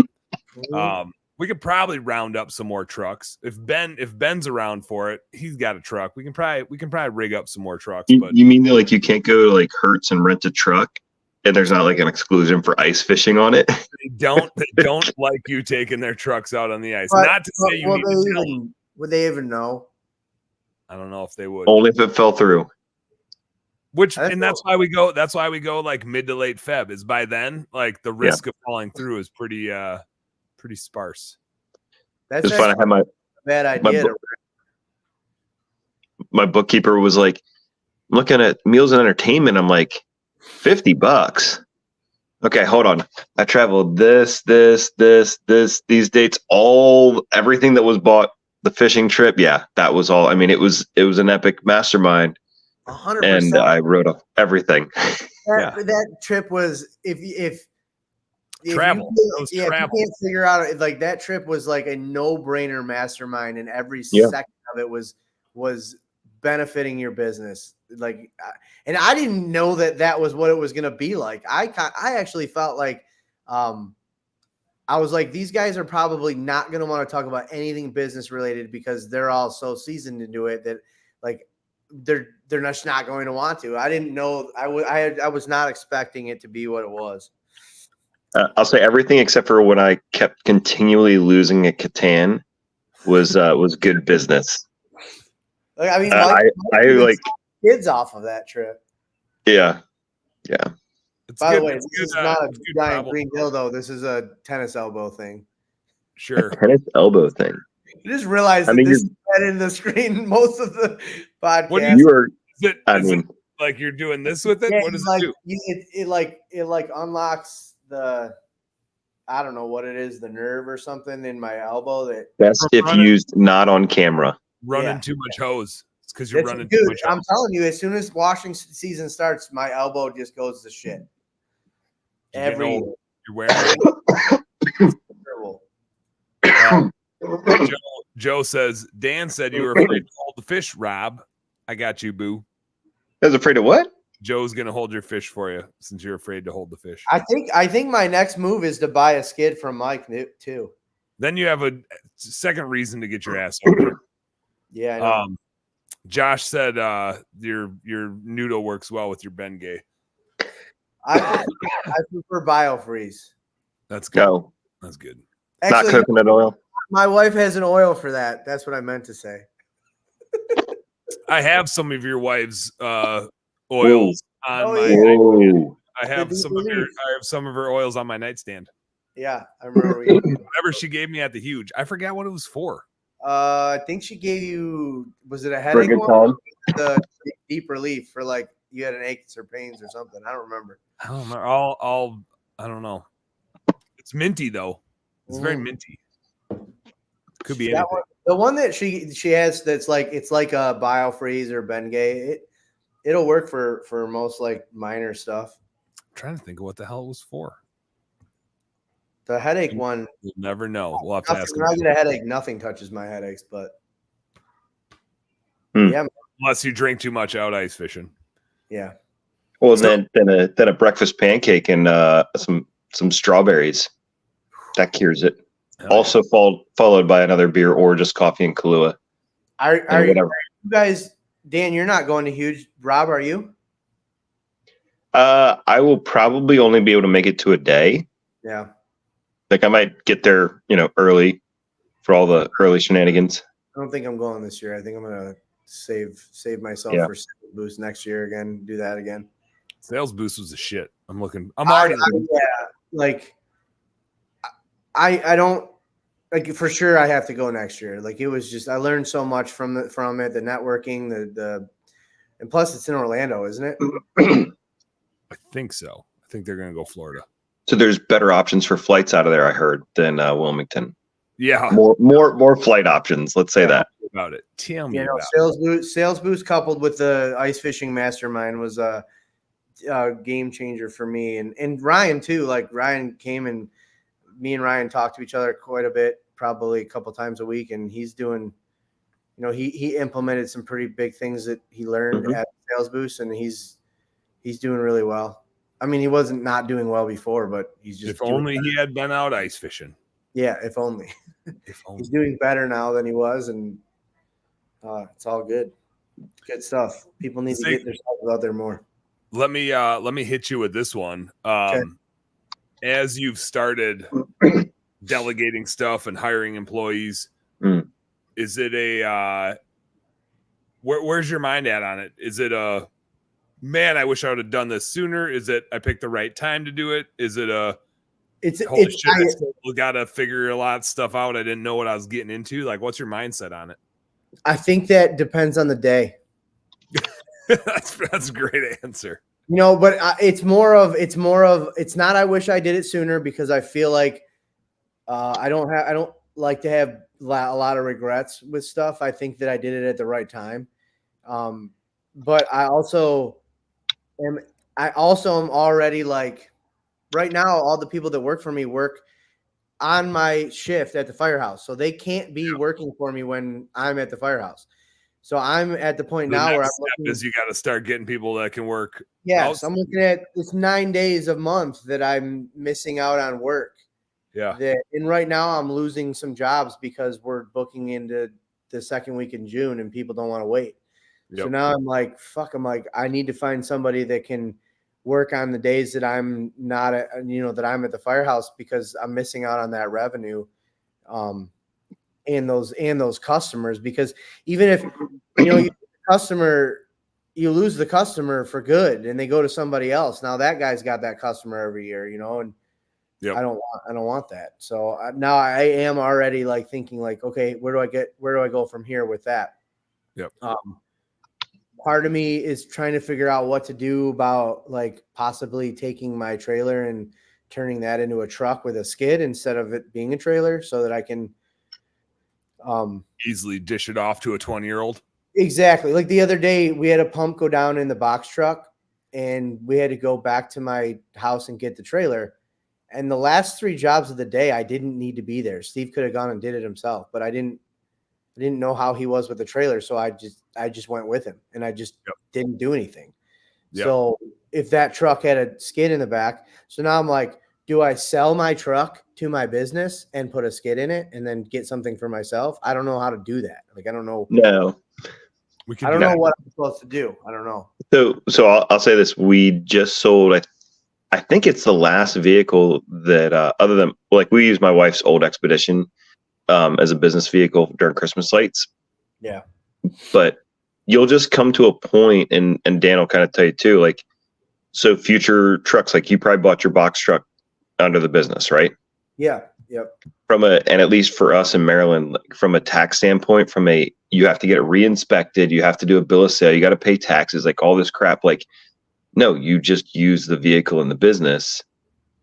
And then I continue to basically, I went from an 04 F-150 to an 09 F-150, and then I have a 2022 F-250 that I don't even drive that much because I just drive my Fusions. But like, you just continue, and it's like, oh, well, now this becomes a work truck, and now I want a new truck, and then that becomes work truck, and then that becomes a new truck, and then So when you turn it into the work truck, I still need a truck because I pull the camper with it. Mm-hmm. When I buy a new truck, or not a new truck, but another used truck, do I buy that in a business name or do I buy that personally? You can buy it personally and you can contribute it.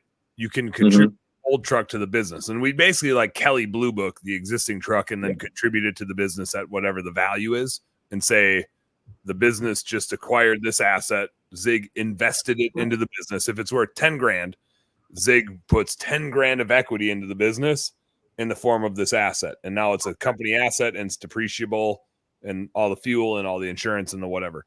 And then you go and buy whatever personal vehicle you want for whatever personal stuff you need. that's a personal vehicle until you dictate that I'm going to contribute it to the business as a business asset, and then we move it over to business books. The nice thing is you don't need to sell it to the business. If you own the business, you can just it to it, and we can just say business asset now. Yep. Boom. It's kind of cool. Good stuff. Cool. Yeah, that's what I'm thinking. I'm like, maybe I just put a skid in the back of that truck and then run it. Yep. Well, and here's the thing though. Like, you work with firefighters, like, guys, really, and granted, I'm sure that only certain guys are like allowed to drive the fire engine, but like, bro, man up. Can you figure out how to drive with a trailer on? Like, it ain't that difficult. Actually, today when I left the apartment complex, I went and picked up Owen in the car in our little grocery getter. And then I drove back, and Steve had the trailer all wrapped up, and he was like, as I'm pulling up, the truck was starting, and I was like, "What are you doing?" He's like, "I'm done." And I'm like, "Where are you going?" And he's like, "Taking it back to your house." And I'm like, "You want to switch and drive the car?" And he goes, "I can handle it." And I'm like, "Yeah, you're probably right." I'm like, "All right, cool." And I go, "Just park it in the street. I'll back it in." And he goes, "I can do that too." And I'm like, okay. So I got back, and my truck and trailer were in my driveway, and I'm like, I guess he can handle it. So fun story. You're worried about people not being able to. Way out. Peace out, Joe. Send us some fish pictures tomorrow. Yep, fish pics. Hope they biting. So Zig, one of the guys that I hired at one point, and kind of your situation, was the previous youth pastor at our church. Okay. Church let him go. I was still working at Verizon. Older, and when I say older, like, I was like 32, 34, and he was probably like in his 50s or late 40s at that point. 4 kids, all this stuff. And I'm working at Verizon, and I hired him, like, hey man, you got nothing to do. You're still trying to figure out what you're going to do. You guys are probably going to move, because he's been in ministry and all this. And, he's apologizing. Like, man, he's like, I'm sorry, I'm so slow. It's like, dude, you're doing more power washing for me while I'm at work than I can do while I'm at work. So like, I really don't care. As long as you don't lose me money, we're good. Yeah. And where we used to live over on, it's called Priscilla Street, but it's a busy road back and forth. And basically you have like, quick, move the truck, back it in once, maybe you can adjust a second time. And if you have to adjust a second time, like, you've already got people zooming around and you're like, screw it. I got to go back out, pull around the block, and try again when I don't have like 15 jackasses trying to get into your, past your house. He would take a bunch of times, but like, the biggest thing is like, dude, just don't jackknife it. And like I wouldn't have my guys at my house now, because we put in a fence that guaranteed within 2 or 3 weeks, dude, somebody would destroy the corner of this fence. Yeah. Like, you'd be like, oh, my bad. And we've got like what looks like a slug hole in the back of the old F-150. Dude just jackknifed the crap out of it. And the hand crank thing, that thing just went pop. I mean, perfect little circle in there. And the kicker was, the guy, like, he talked to me about something else, and Andy, my foreman back then, was like, "So Chris tell you what happened?" I'm like, "What do you mean?" He's like, "Really?" He's like, "He talked to you about something else, but didn't, like, dude, it's done. Like, what, it happened. Like, it's over. Just tell me. Like, you can't go back in time. You can't fix it. You did it." Rob, you got to get one of those like bullet hole sticker things and put it over the hole. Yeah, that's what those are for. That's what stickers are for. The fake baseball in the back. Yeah. It's definitely like before you got on, Rob, I was talking about, I sent Casey out to do work on her own by herself for the first time, and I was nervous, not because I don't think Casey's capable of doing it. I didn't think anybody's capable of doing it without me there. So I was comfortable with Tom. You are God's gift to pressure washing, right? I'm the best pressure washer ever. Yeah, it's super concerning sending somebody else out. So I sent her out, and she did so good that the guy like booked more work and then requested specifically to have her come do the work. And I'm like, I was worried about her doing the work, and then like the guy loved it and wanted her to come back for more. So you'll get to a weird spot with this where I've had, like, obviously my social game was huge, especially early on, and And Dan would be like, what do you mean Zig's washing my house? You're on all the videos. I assume that you're here. You get 2 stars because you weren't here. And it's like, but I can't be everywhere. Like, I'm talking about all my trucks. I'm visiting all the job sites. Like, yeah. Yeah, I was worried about that too. And I realized that most people I don't think care. Yep. Because some do, but you can't let them hold you hostage. Yeah, some definitely do, and some of them I kind of want to be at. Like I have a couple clients that I want to be the one that watches their house. I like them. I enjoy seeing them every year, and they always give me every year. I get more work. Like this one guy, Ron Dalmani, Nico actually gave me that lead, and every year he gives me a couple more jobs, and he's fucking so cool. He's just this old man that owns a farm, and he's just so cool. So I always try to make sure. Now you just need some hunting access. That's when you know that. I kind of hint it to him every time I'm out there, but he hunts with his son. So I'm like that. I was there the other day. I'm like, you get any turkeys out here? You turkey hunt? Oh yeah, we try to get them out. And I'm like, yeah. I'm doing sounds like you might need some help. I'm doing a full apron wash tomorrow, and the guy was like, it's funny because I did his stuff last year, and he's the dolphin guy because he has a dolphin mailbox that I power wash too for him. And he calls and he's like, yeah, he's like, whatever you need to charge, I just want you to do it. All right, whatever. Like it's like an hour and a half job for $400. I've actually done a good job so far this year of really not washing that much. Like I washed a fence last week because the guy had some baby mama drama. And so I just had to go out there, and I was like, well, I'm going to go ahead and start. And I've already done like half of this. I'm going to just do the whole thing because screw it. Why not? Yeah. But yeah, I mean, you'll have those, and it's good, man. I mean, just keep focusing. And for those that are watching, like it's scary letting somebody else do the work. Yeah. But it's pretty awesome when work gets done and you didn't have to do it. Yep. Like it's a weird mental hurdle though. Zig, I think you posted on Facebook at some point recently about being like, I just feel guilty. Like I feel guilty that I'm not the one out there. I think it was to one of your posts of like you and Ernie out hunting. Yeah. Yes. I did. I felt guilty. And then I like next week we're going to Traverse City, and I got the work scheduled and for Casey and Steve, and like they know where I'm going, but I'm like, I don't want to post pictures of us in Traverse City on Facebook because I don't want my employees to be like, oh, it must be nice. I feel guilty about it. But dude, the beauty of that though is that when you really want to show people like, oh yeah, Zig's a millionaire or whatever. Rob, we did $1.1 million. Rob's rolling rich, and it's like, listen to MF CEO Project, and he's like, dude, you want to put your skin on the game. You want to be the one who actually has to who's responsible for all the vehicle payments, all the maintenance, all the other things. Like, yeah, that loses all the money. The rest of Well, that's something that Casey said the other day when she was telling me that she's really happy with like her pay. She was like, for what it's worth, the paychecks have been really good, so we seem to be happy with that.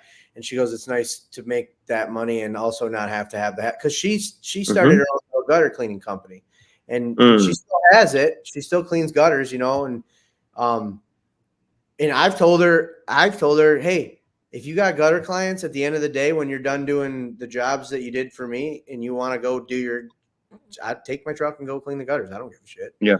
It's getting done, like, as long,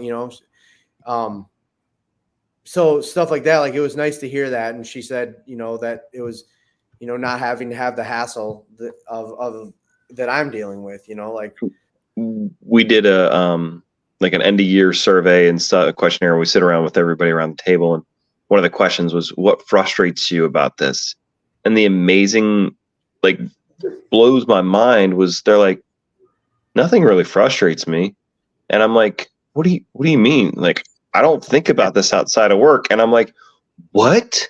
You think about. So if I hit like a clock in and clock out button, my brain might actually start to think that like, oh, I'm done. I can just shut this off and not submit 3 more proposals while we've been on this conversation. Wow, that'd be I did see you clicking around. Like I was like, what the hell's Rob doing over there? Like he's clearly multitasking. Yeah, that's definitely not. I don't even know. Man, that would be so cool. And I don't like to say like I don't want people to like think I'm trying to get sympathy for it. I don't need anybody. I don't want anybody's sympathy. No. Like when I say like, man, it would be cool if I knew how to shut my brain off. But I like this. This is then who you'd be bored. You'd be bored. Yeah, it's the same. I've always had to have my hand in shit, and yeah. I like this. You put your hand in shit? Yeah. For breakfast? Yeah, he's related to Shooter. Shit like you for breakfast. I'm very open with our team about like what is happening in the business and the investments that I need to make. And so I don't show them the entire P&L, but I talk about like what it takes for us to be successful. And we like joke around internally about Dan going to events. Marty always gives me a hard time because she's like, oh yeah, you're going out to another convention, AKA you're going to drink beer with your friends. And I'm like, yes, but it's no different than Steve Ranella going out hunting. Like his job is to go out hunting. He's really fucking good at it. And good on him that he created a career in a thing that he's really good at and that he loves to do. But you can't like make a guy feel guilty for like being the best like outdoorsman spokesperson in the world. And so he gets to go out hunting as part of his job because that's what his business is. And you can't guilt a guy for being really good at drinking shitty light beer and talking about business stuff. Like, but that's the funny part. Like, it's amazing that literally the marketing budget is like, hey, I'm going to Instacart like 4 cases of beer and we're going to just talk and eventually you'll become a client. And if you don't, we just had a beer and it's great. Or maybe Rob threw a beer at you and got a tattoo and whatever else happened. Or Dan tried to bring you 2 beers, but he drank them before he got to you. And then Rob paid you back. Actually, I stole all of Dan's beers. Clip a con. Hey, I mean, there's always enough to go around. There's always enough. I borrowed.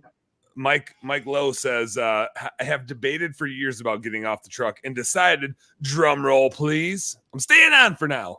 And kudos to you, Mike, because I think you're probably making way more money than I am. You're making more money. You have way less problems. I'm not saying to never scale, but I present on this all the time when I do my purgatories of scaling talk. I do my nerdy bookkeeping shit right at the front.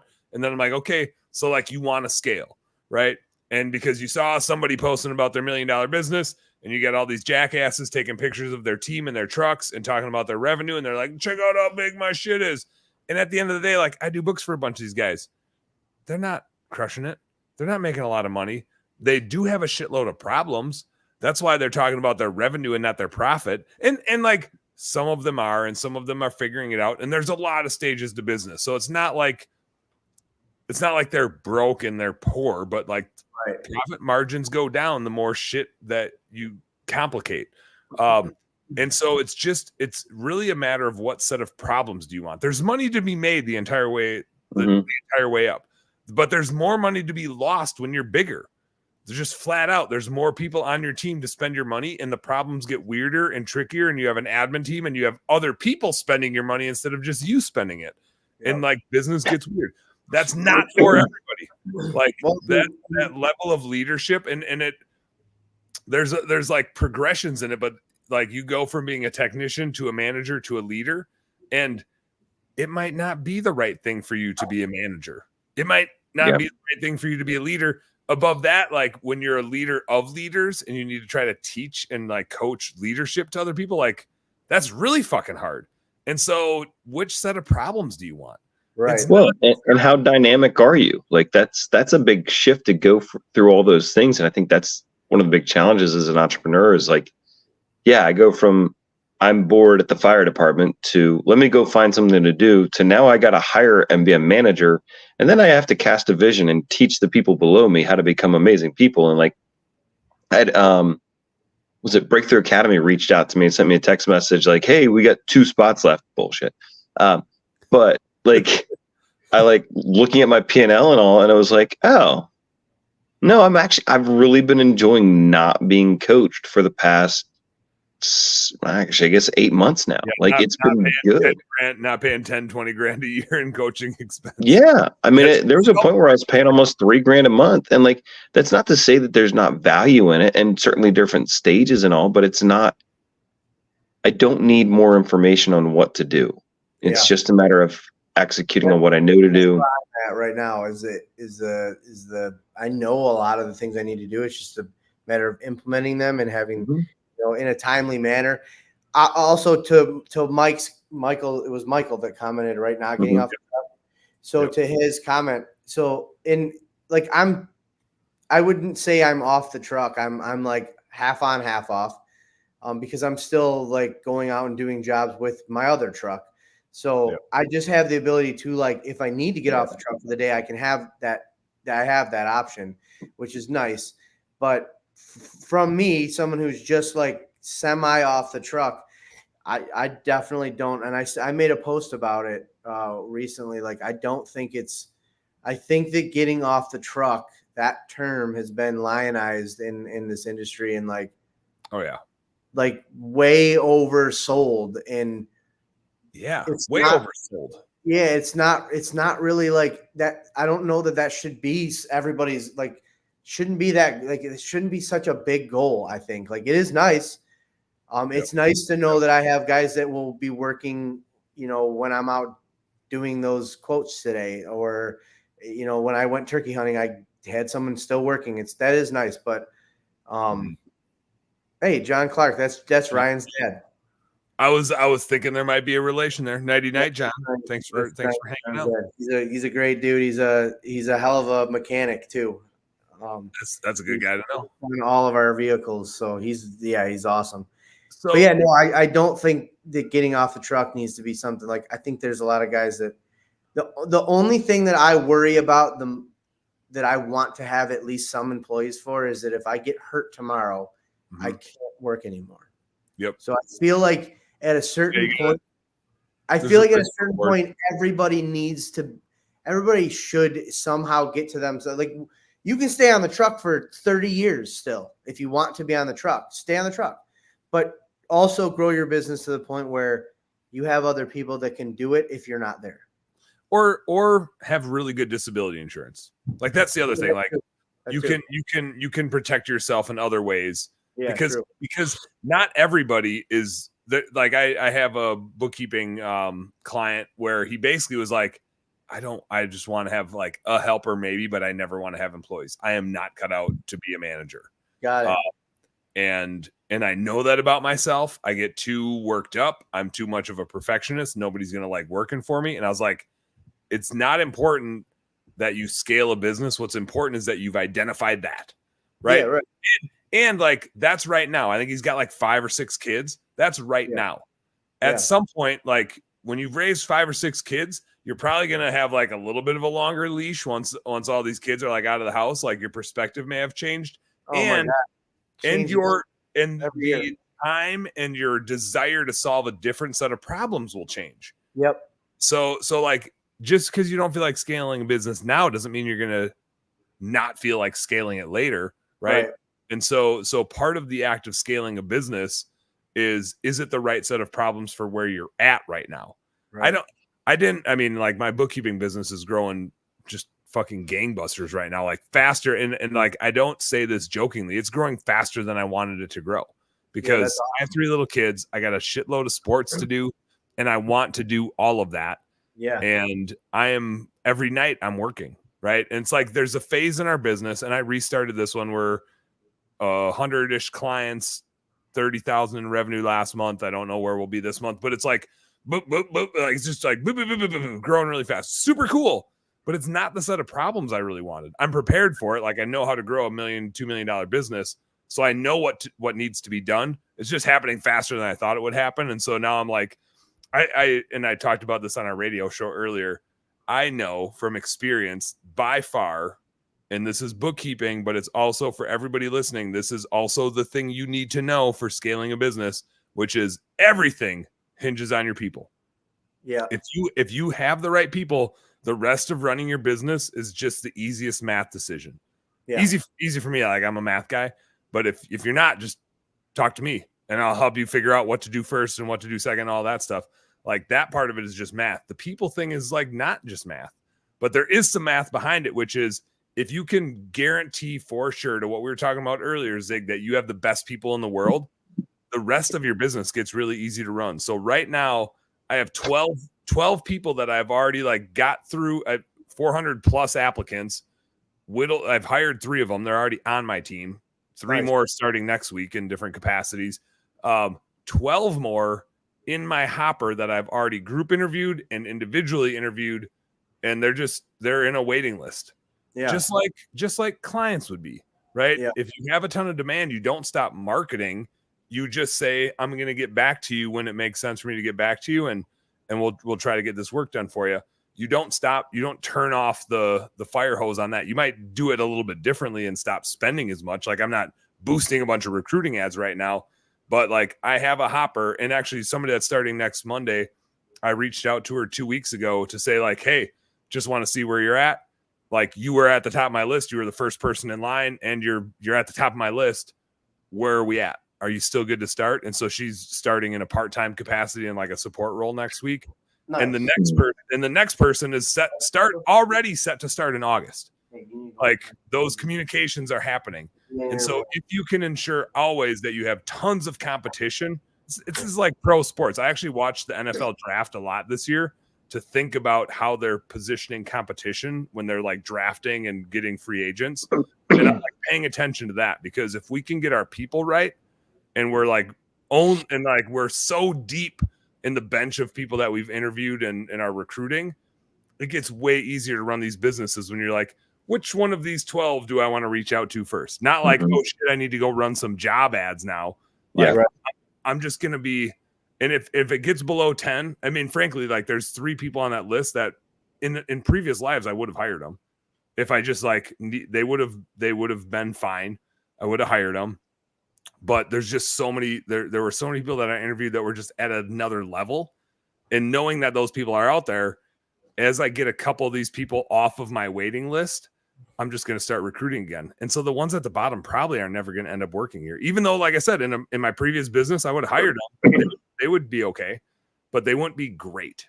And like they just, to what we talked about earlier, Zig, if they're not great, they can't work here because a coworker at some point is going to have a bad experience with them. Yeah. And they're out. If a coworker, if like I can put up with a good person. Yep, I can put up with a lot, but I don't want our team to ever have to think like, oh man, I got to help this person out, because we're all going to help each other out. Don't get me wrong, but they can't be a liability from an attitude standpoint or a work ethic standpoint or anything. Like they just got to have everybody's back, and they got to bleed best damn bookkeeping. And if they don't have that vibe, like there's just go get a different job. You don't need to work. If you're not pounding down my door to come work here, go work somewhere else. Yep. And everybody that I'm hiring is like pounding down my door to come work here. Well, yeah, you're the best damn bookkeeping, but I gotta go because I thought and he's not. You have a bill. Zig, yeah, man. Thanks for hanging out. I appreciate you. Thanks for jumping in. And it was funny as Zig's jumping off here. Ashley Bissing was supposed to be on tonight, and we were literally going to talk about. She had the realization of like, holy shit, I don't need to go hire a CEO. Like I'm in all these coaching groups and masterminds, and everybody told me I need to go hire this COO and pay all this money to go like to level up. And I'm fucking miserable. And I'm spending $300,000 on people that I don't really love. Mm-hmm. And so she like, this was the topic we were going to talk about. She like got back into her business, and she's like, it doesn't work like that. And it doesn't have to work like that. And I didn't like it. And it cost me a lot of money. Like, why am I listening to all these like guru coaches? Do it the way you want to do it. Yeah. And all these coaches are trying to sell you on some shit to make you need them to coach them more. Right. Not to say like, don't do coaching, but there's times and places where it's useful to like push you and give you systems and processes and exposure. But I will say, to what we've talked about multiple times on this show, the best things I've ever done from a like exposure standpoint is ice fishing and hunting trips with other business owners. That's where I always get the best value from not being at a business event. Like, no, we didn't realize that Dan was inviting us to coach him Yeah. I'm just having you guys come to teach me how to run a business. But Come like to my lair. the best stuff comes from not going right at it. Like It does. just It you does. can go to whatever masterminds and coaching things and conventions and stuff. The best stuff, even at a convention, the best stuff comes when you're out at the bar having a beer. Yeah, at night, that's when the best stuff happened at the bar. Yep. Oh, That's when you get warned about certain, awesome guys. Hey, Okay. go do kiddo stuff, man. Thanks for hanging out. I appreciate you.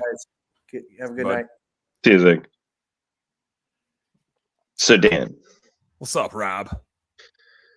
question for you. Public question. I got a guy who applied for service manager. And I know that with where we're at, like we're talking somebody that I need to take us from 1 to 2, 3, 4 million. Yeah, you need a grower, not just a doer. Yeah. So I got a guy, and we've put the position for like 50 to 70 grand, and he like wants 80, which is a lot. That's basically like what I make a year before all my, as a business owner, all the things that we don't pay for that the company pays for. Yep. Is there a percentage of revenue that you would look at like from a percentage basis, like what a service manager should cost? And I've told the guy like flat out, we had another guy that was a solid candidate, and I've struggled with time and time again. I've hired somebody, like interviews were great, thought everything was great, and then like this guy's working like 32 hours a week, and it's like, well, bro, you can't. At 32 hours a week, you're not going to be productive. Yeah, you know what I mean? Like, you need to be, if you're in that role, you need to be the first person in and the last person out. Like, that is that job description, and it's not for everybody. You better really like working, boy. Like that job, and you've been in that job. You're probably the one in that job right now, which is like the service manager is the dude that opens the door and closes the door. Yep. And so basically a year now. If that's not the right job for you, don't sign up for the fucking job. Yeah. I'm not telling you something you don't know. I'm talking to the guy. I'm talking to that guy. I don't. Well, and that's where it's like, I don't mind. Like, I don't care if the person who's basically running production and all that, or even sales for that matter, makes 80, 90, $110,000. I feel like I'm like a spooky guy in the dark now. You are a spooky guy in the dark now. But it's a challenge after having person after person that it's like, interviews are great. Oh, I need this. I need a company car and whatever. And then you give it to them, and then it's like, shit. Now we're dealing with somebody that's grossly overpaid for what they sold us. But like haven't delivered. And I don't mind having somebody that here's a $50,000-$60,000 base, and you've got options to make another 50 grand, like double your salary. Yep. But it's mentally, it's a struggle to like figure out, like, I don't know. I think that's the biggest thing to me in that role, which is somebody that's in that role is going to be good at selling you on why they're the right candidate for sure. Yeah. And their job is to grow the revenue of the business and manage the margin structure of the business. Like they can't just grow revenue, right? Like there's some margin structure things, but if they're truly that confident, then they have to put a lot on the line in terms of what the upside is. And like Dalkey and I always did a really good job of that at Blue Skies, which was like, I'm going to take a really low base. And so did he, and so did Sean. And I think that was really wise. We paid ourselves like 25th percentile. And then we would create a bonus structure where we could have some upside. We also made our bonus structure really low, like, which was probably stupid for me, but I voted for it. Like, no complaints. I voted for it. But like that was very intentional of us, which is if somebody's going to be running this business, they have the old like leaders eat last by Simon Sinek. Like, if you want this job, it can't be for the money. It can't be for the title. It can't be for the privilege. It only has to be because you love solving other people's problems. Like all you're going to, and I the best job I did of this was the last one I did when I put in place our manager, like GM role in our St. Louis business. Everybody wanted that job, but who really wanted that job, right? Yeah. Like everybody wants to be that role. Everybody thinks it comes with all this money. Everybody has these high expectations of what it's going to mean. And I mean, like my marriage is a perfect example of how I operate. I love setting a really low bar and stepping over it. And I told Priscilla, like, and she was awesome about it. I just said, Priscilla, like, here's the deal. This job is not glorious. It's gonna mean way more hard work. Like you're gonna be here earlier and you're gonna be here later, and you got little kids. Are you okay with that? Like, don't take this job and don't say you want this job if you're not okay with working longer hours. Yeah. You're not going to make more money off the bat. There's going to be more upside if you succeed, but like you're not going to make more money just because you have this job. Instead of just you're a manager right now, so you have some people's problems, but instead of having those problems and just thinking about production, you now have everybody's problems and you're responsible for the entire P&L of this business. And so when marketing's not working, I'm going to ask you what's happening. Now I'm going to help you, right? But like you're responsible for 30 people's problems and mine now. And so you're going to work longer. You're going to work harder. You're going to be challenged with shit you've never thought about before. You're going to have all these people's problems and I'm not going to pay you anymore. How do you like that? Like, are you game? That sounds so exciting, man. Is this the set of is this the set of problems you want, right? Yeah. And if you don't want that set of problems, this isn't the right job for you. And that's okay. This job is for very few people. Like most people should not have this job. And if you think you want it, you probably don't. So this is me trying to talk you out of it. And if I'm not talking you out of it yet, then maybe it's the right job for you. And it was. And she did great. She had anybody now, like she came from internal, and then you battle like favoritism shit, right? Because that's the person that got chosen versus other people, and so she had to deal with that. And like she wasn't perfect at it, right? Nobody is, but I think that was the best job I ever did of like having that just brutal conversation with somebody, because to what you said, you run into this like expectations thing, which is, well, I'm the service manager, so I got to make more money so people know I'm more important, and I got to drive a nicer car than them. And I got to be in charge, right? And it's like, no, like you need to support everybody, and they're going to have a bunch of problems, and you got to be you're their therapist. Like, that's what you are.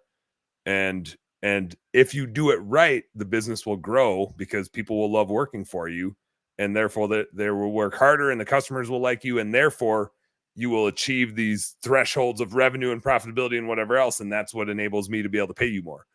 But I'm not going to pay you more just because you said some nice shit in an interview. Like, and dude, that's what sucks so much is like going through those situations. And I use the phrase, we're all a victim of our exes. Like, I screwed up here, and this is why I'm worried about this. And like I'm interviewing the guy, and it's like, well, we hired this guy. He wanted me to basically tie his shoes for him and do everything. And it was like, well, I'm not paying you extra money to do that. We had a guy who was drinking on the job, drinking on the Zoom. But like, and then when you're at a computer making a podcast, so but like, and it was interesting with the last guy, like literally right before we went ice fishing, I hired the guy. We did a job like in the rain, wind. I mean, literally, like we had, other than like a hot summer day, like we had sunshine, we had rain, we had sleet, we didn't have hail. Like it was a crappy day to do like a $2,500 house, roof, deck, patio, all the things, fence, rust removal. Like we did everything on that thing, but like I could tell that day that I'd made a mistake. Yep.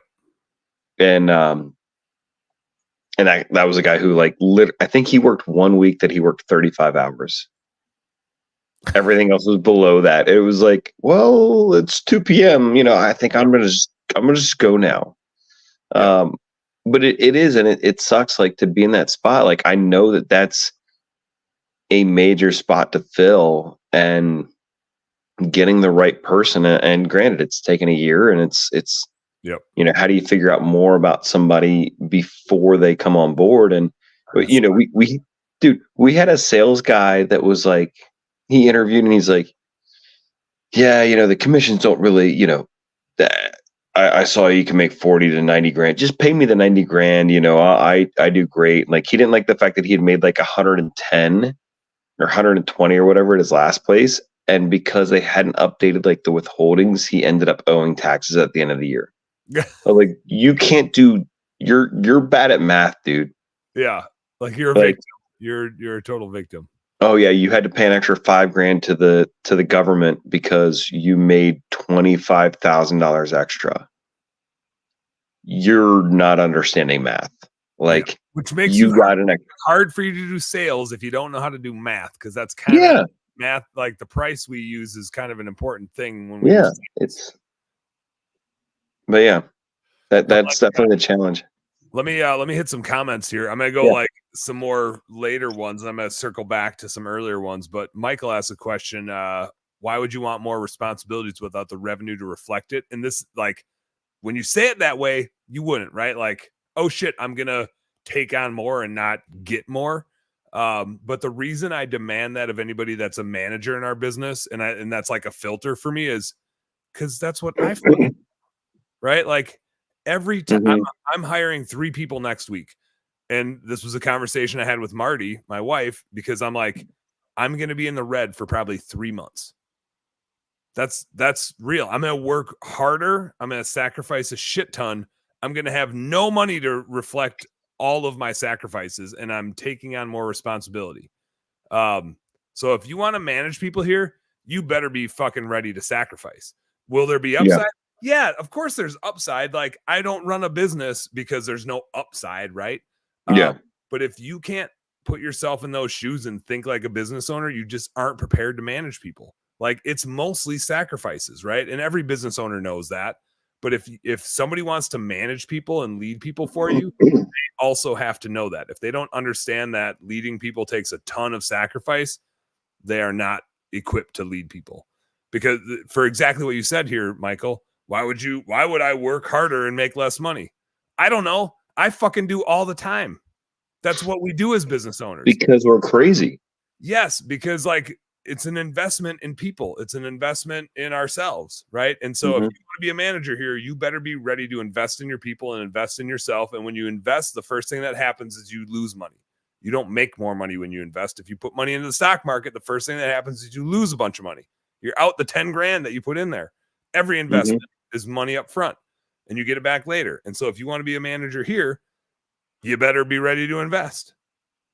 And most of the time, like most of my managers over time, I've hired from internal because I can already tell they have that behavior, right? That they will, without asking anything, and this is like a very specific lens that I use. If I'm ever going to promote somebody internally, they have to have basically done that job and never asked for anything. And that is a lens I'm looking for. Like, if you have stepped up and taken on that role and you did it because you wanted to help and not like, what do I have to gain from doing this? Yeah. Like, now you're showing me a sign that you are prepared to like manage people and make the sacrifices you need to make for the team. Right. Let me swing back to some questions. Michael's got a lot of them. So we're going to hit some Michaels here. He said he'd like to see a show with Rob and Keith at the same time. We could probably hook that up. We can definitely have that. So, funny story about Keith. I'm assuming the one and only Keith Kalfas. I got it. Talking about Kalfas. So, I'm at an event in Orlando, right? And somebody was like, Rob Anderson's not here. Keith Kalfas is here. Keith Kalfas is here. And I know Keith's not here. And I guess like I hadn't shaved. This was a little bit darker or whatever. And so like I literally like FaceTime him. I'm like, dude, so apparently you're at this convention. Just want to let you know, Keith, you're here, but I'm not. And like his wife's like, I mean, a little bit, but like if anybody has seen, and granted, John Lang, when I met John Lang in Branson and was like, bro, you're like 6'4". Like he was a tall dude. It's like when you meet Bobby Walker for the first time. Like you don't think Bobby Walker's short, but like you're like, bro, you're definitely bigger than I thought you were. You know? Yep. But like I'm a good like 4 to 6 inches taller than Keith. Like I don't know how somebody can like he's got more hair and whatever, but like it was just hilarious because it was like I am definitely not Keith. I don't know where the confusion is, but we do he talks faster than I do, but we can also talk a lot. He talks really fast with the pause. He's got dramatic pause. Yes. Michael wanted to know, Rob, do you make training videos for employees? So the videos that I use to train you, Michael, are the videos that we use to train employees. Plus, there's I always joke too, I could literally not record another video, but put out probably another 2 or 3 years worth of videos just with what's already been recorded. It's absurd. I'm at 2.5 terabytes on GoPro. I'm at 2.5 also on G Suite. And then obviously YouTube, I've got 1,400 videos or 1,200 videos. It's stupid. It's out of control. They're out there. You can find them. They're out there. Just press record, y'all. There you go. I'm skipping some here, just hitting the highlights. Michael said, I'm still working on management skills. LOL. Can you manage yourself, Michael? Yeah. Said, Dan, have you thought about investing and scaling your business back? No, not at all. Because when I set out on this business, my intent was for it to be total customer-led growth. I'm not going to push hard on it, but if people are pulling hard on it, I'm going to build it at the speed that is required to do a fucking awesome job. And that is my only goal in it. It's very similar to how I think about sales, which is I hate when people try to sell me shit. I just can't stand it. If you really want me to buy what you have, don't try to sell it to me. Try to make me like you, right? Try to give me a reason to think that your thing is any good. I always find selling, the best way to sell stuff is to not sell it at all. The best way I sell people on coming to work for me is to tell them that I don't want them to come work for me. Just what I was telling Rob earlier. I'm never working for Dan. No, screw that. There may be one day. We'll be partners at some point in the future. We'll figure something out. I got an idea for an app, Rob. I'm working on an app that I think you and Ben and I would. Does the app deliver beer to us? And is Ben involved? It will tell you how many beers you should have. So there's a beer component. How many beers you've earned, because you got to earn. You don't just get stuff. You got to earn stuff. Anyway, I digress. But even when I do group interviews, I'm literally trying to talk people out of coming to work for me, and it is a funny method to get people really interested to come to work for me. It's how I weed out people that are to what we were talking about earlier, Michael. If I tell you all the reasons that you shouldn't be a manager, if you're no, I still want to fucking do that, now I know for sure you want to come do that. And so similar to scaling this business, I'm not hey, you should sign up for Best Damn Bookkeeping. I'm I don't care if you sign up or not, but I really do give a shit that if you do sign up, you get the best damn bookkeeping hands down. And I protect that by making sure that my recruiting process is the best in the world. And if it's not, then you're going to there's a chance you have a bad experience, right? And then that sucks. That sucks for their coworkers if they're not doing a good job. That sucks for the clients if they're not doing a good job. And then it ultimately, selfishly, it sucks for me if they're not doing a good job. And so, no, I don't want to scale it back, but I do have a wait list going right now because I don't want to start somebody if we can't absolutely fucking crush it for them. We have 3 people starting next week, but I'm not going to take a brand new client and be like, hey, here's a new person that doesn't know anything. Here you go. Right. It's I need to get them up to speed and we got to free up some capacity. So I'm not going to scale back, but I'm going to build it at the pace that customers demand it. And if customers keep coming as fast as they are, I'm just going to build it faster. I know how to build and scale a business, and for me, I know that it all starts with really good employees. So I'm just going to keep this hopper as full as shit and give plenty of time to train people. And we'll wait list if we need to. So no, definitely not scaling back. Too many people need what we got. Dan, you know Dom, right? From Who Hire Who? One of those two. I forget which one it is then and which one it is now. It switched. Yeah, exactly. The former or the latter. It is what it is now. Yeah. But I mean, what you're doing is exactly what he was talking about. He's we get to a spot where so many companies are I don't know what to do. I don't know what to do. And then you're oh, so-and-so quit. You're great. I have an entire bench of people that would possibly want to be hired by us. So let's go to you instead of the normal situation was oh shit, They left. Uh-oh. We got to find somebody. Hey, are you alive? Do you need a job? Would you like to come work here? And then like that's what you get stuck with. You always dumpster hire when you don't have somebody in a hopper.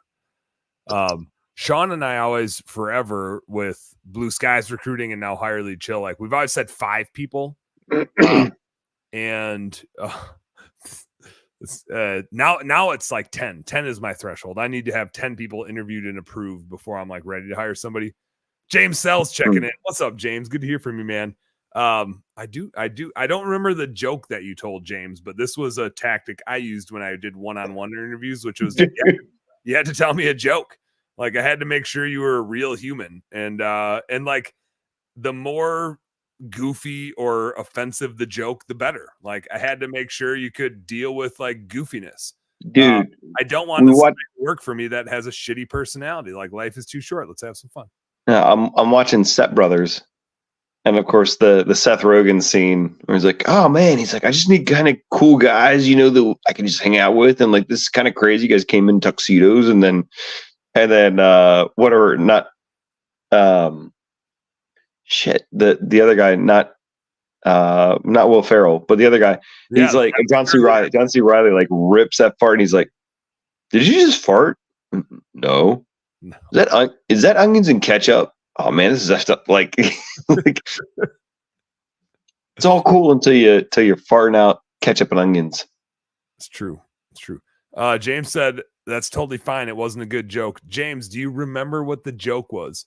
The one that I recall, James, I'm 99.9% sure you worked with Renee, because I think there was even a house that I came to help James and Renee clean some windows, and they kept trying to catch me doing something wrong, which was hilarious because I just crushed some fucking windows that day. And they're like, damn, you're fast and you're good. Like, we never see you out here. And I was like, man, I'm just an athlete, man. This was like before I had a bunch of kids, and now I'm not. But Renee's joke, I'll totally get it wrong, but it was probably the only reason I hired him. He said something about like, you like Wendy's? And I was like, yeah, you know, I like the 4 for $4. And then he didn't let me finish. He's like, Wendy's nuts in your mouth? And I was like, damn, Renee, like that's a pretty offensive joke in an interview. And I was like, you're hired. Like, way to fucking like go for it. Way to go for it. I appreciated it. So anyway, that's like the one joke that I always stuck out. It was like a memorable one where I was like, I did give him permission because he kind of looked at me like, damn, I don't know if I can say this one. I was like, Renee, I know you want to say like something dirty and vulgar, and you got like a funny joke that you heard recently. Like, just like I'm gonna tell you, know your audience. Yeah, know your audience. Bring it. And I approved. It was funny. Back to the conversation about like thinking like a business owner. Michael said, I get that as a business owner. Back to you got to make sacrifices, but not as an employee. Not as an employee. That may be my two. I'm not sure if I'm reading this right, but my nature of an entrepreneur. But I rode the workings of others for way too long. Yes, you maybe did, and that just means you worked for the wrong person, right? And so the sacrifices are the reason you're a business owner, because eventually you're just like, I just need to do this myself. If you worked for the right person, maybe you never would have. But that's like a thing. You just like that business owner needs to trust you. If you're a person with a job, you need to trust that person if you're the business owner. And the way to trust them, if you're going to scale, right? If you're not going to scale and you're just looking for some helpers and some technicians, that is not a requirement, right? I'm talking about people that are going to grow, like general managers that are going to grow your business, who potentially in the future are going to have equity in your company. Like at some point when you're looking to sell or want to give them some equity to make it stickier, you need to make sure they act, think, behave, eat, breathe, sleep like an owner. If they don't, they're probably not the right person to be growing your business. They're just not. Like, and I've made that mistake many a time, which is I put people in that role under the same thought process you had, Michael, which is, oh, that's not fair to ask of them. But if it's not, then they just shouldn't be in that role, right? Like that role gets played by an owner until you're like at 2 million. Rob, back me up on this, because at 1 million, like you're still in that fucking role. Andy in Minneapolis is still in that role. Ridiculous. It's ridiculous. And we had a lot of fun at Fogo de Chao, and you kind of went on a rant there. You definitely had a couple there, and I'm glad that I gave you like one of those prime powder things so you could just like finger mix it in your drink to survive the shitty fishing trip the next day. I do appreciate that. The lack of fishing trip. Pretty bouncy. It was a very bouncy boat ride. But I think that was the big thing is like there's so much, and I alluded to it earlier, like it's been not fun. It's been good not being coached on like, hey, how much have you grown today? Can we make you spend more money to grow today? Mm-hmm. And instead being like, no, I mean, we're going to grow.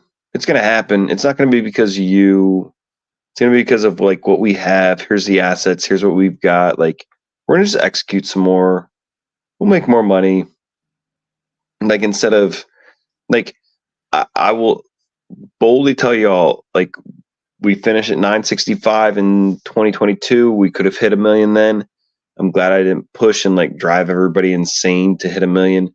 We hit 1 million in 21, 22, and 23. We finished just a little over 1 million last year. And it's like, when we went to the Conquer Summit, it was like, oh, 7-figure businesses hit 1 million, hit 1 million. Like, it's a goal to have, but it means absolutely nothing. It's just a difference. It means absolutely nothing. Yep.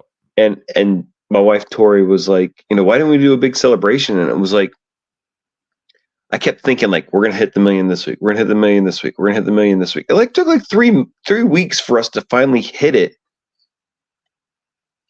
And guess what, folks? There's no sunshine and rainbows. There's no big ass celebration. You don't hit 1 million and then all of a sudden get like a $50,000 like community chest thing. You all of a sudden want all this money in Monopoly. You're super, super duper rich. My 9-year-old kicked my ass in Monopoly last night, by the way. I mean, they're more conditioned for it.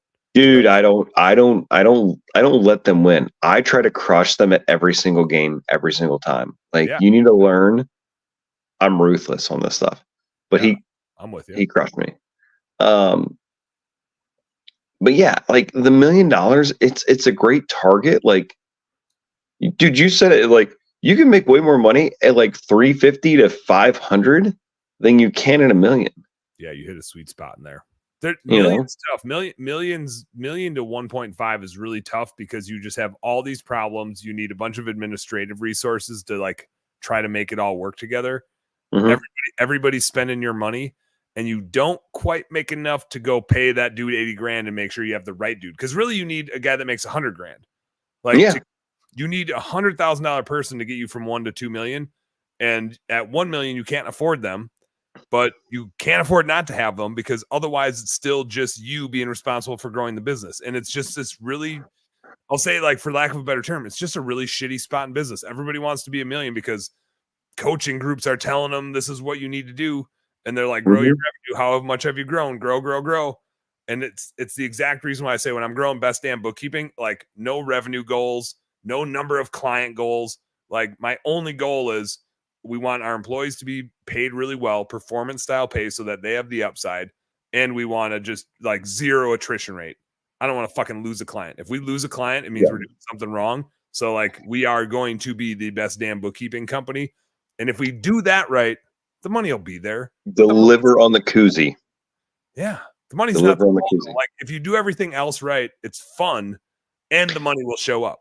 But if you only grow for the sake of growth, it tends to either not be very profitable. Like I've seen people grow multi-million-dollar businesses and lose money hand over fist, right? You can grow for the sake of growth if you just want to talk about revenue and your ego, but it doesn't mean you're helping a lot of people. Doesn't mean you're making a lot of money personally. It does mean you have a fuckload of problems, right? And so you better like that. But it's just not, that's not the goal for everybody. And for sure, don't feel like at some point, maybe it is. I'm not saying don't do that. I'm just saying know what the set of problems is that you really want to pursue and then like go solve that set of problems. But scaling business ain't for everybody. Boom. I'm trying to find this thing because when I worked at Outback, the whole thing was, if you take care of the people of Outback, they'll take care of the business of Outback. And I'm like looking at it online and it's like, no, all of this has been so corporatized from when I worked there, 15 years ago. It's interesting. But yeah, they always talked about the founders and all their stuff.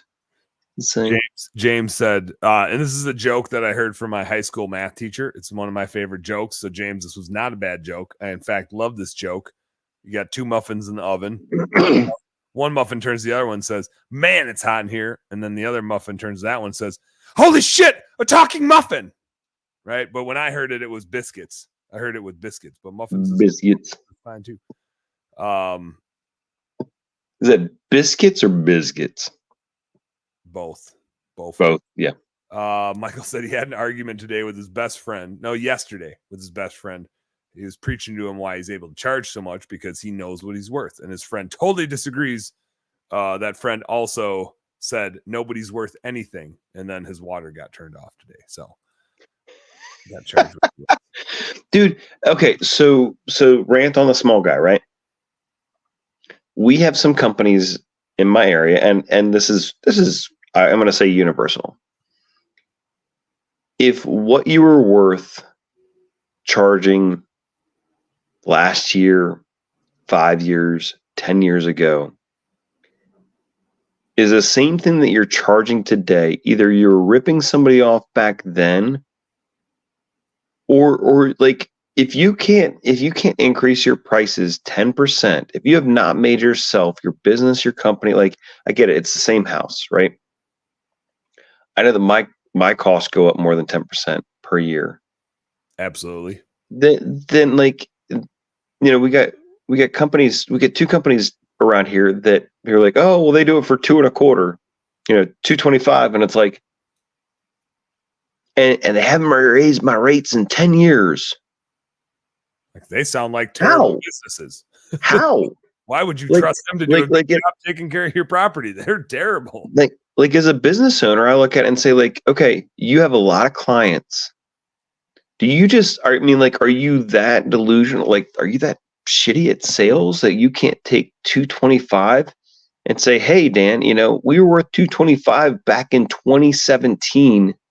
You mind ponying up $2.75 or $2.95 or $3.25? Like, we just always continue to go up because our costs are going up. And if I didn't believe that, 2017, Rob, like between 2017 and 2024, I'm way more valuable than I was back then. I would think you know a thing or two now. Yeah. You also know, as Jai points out, how to get the shadow theme going in the dark. Jai really likes your in the dark setup. It's spooky. And like this screen is on like dark mode. This one's on light mode, and plenty of light. It's plenty of camera light for you though. It is. It's really good. Hell yeah. Rob, I gotta pee like the Dickens because I got 3 empty beer cans sitting over here from before you jumped on, and I was good beforehand. I slugged like 32 ounces of water, which was good to hydrate. I did. Dan, I expect you to pull a Dwight Schrute. I've worked 100 minutes of the day. He's like, no lost productivity. He's like peeing while like typing in orders.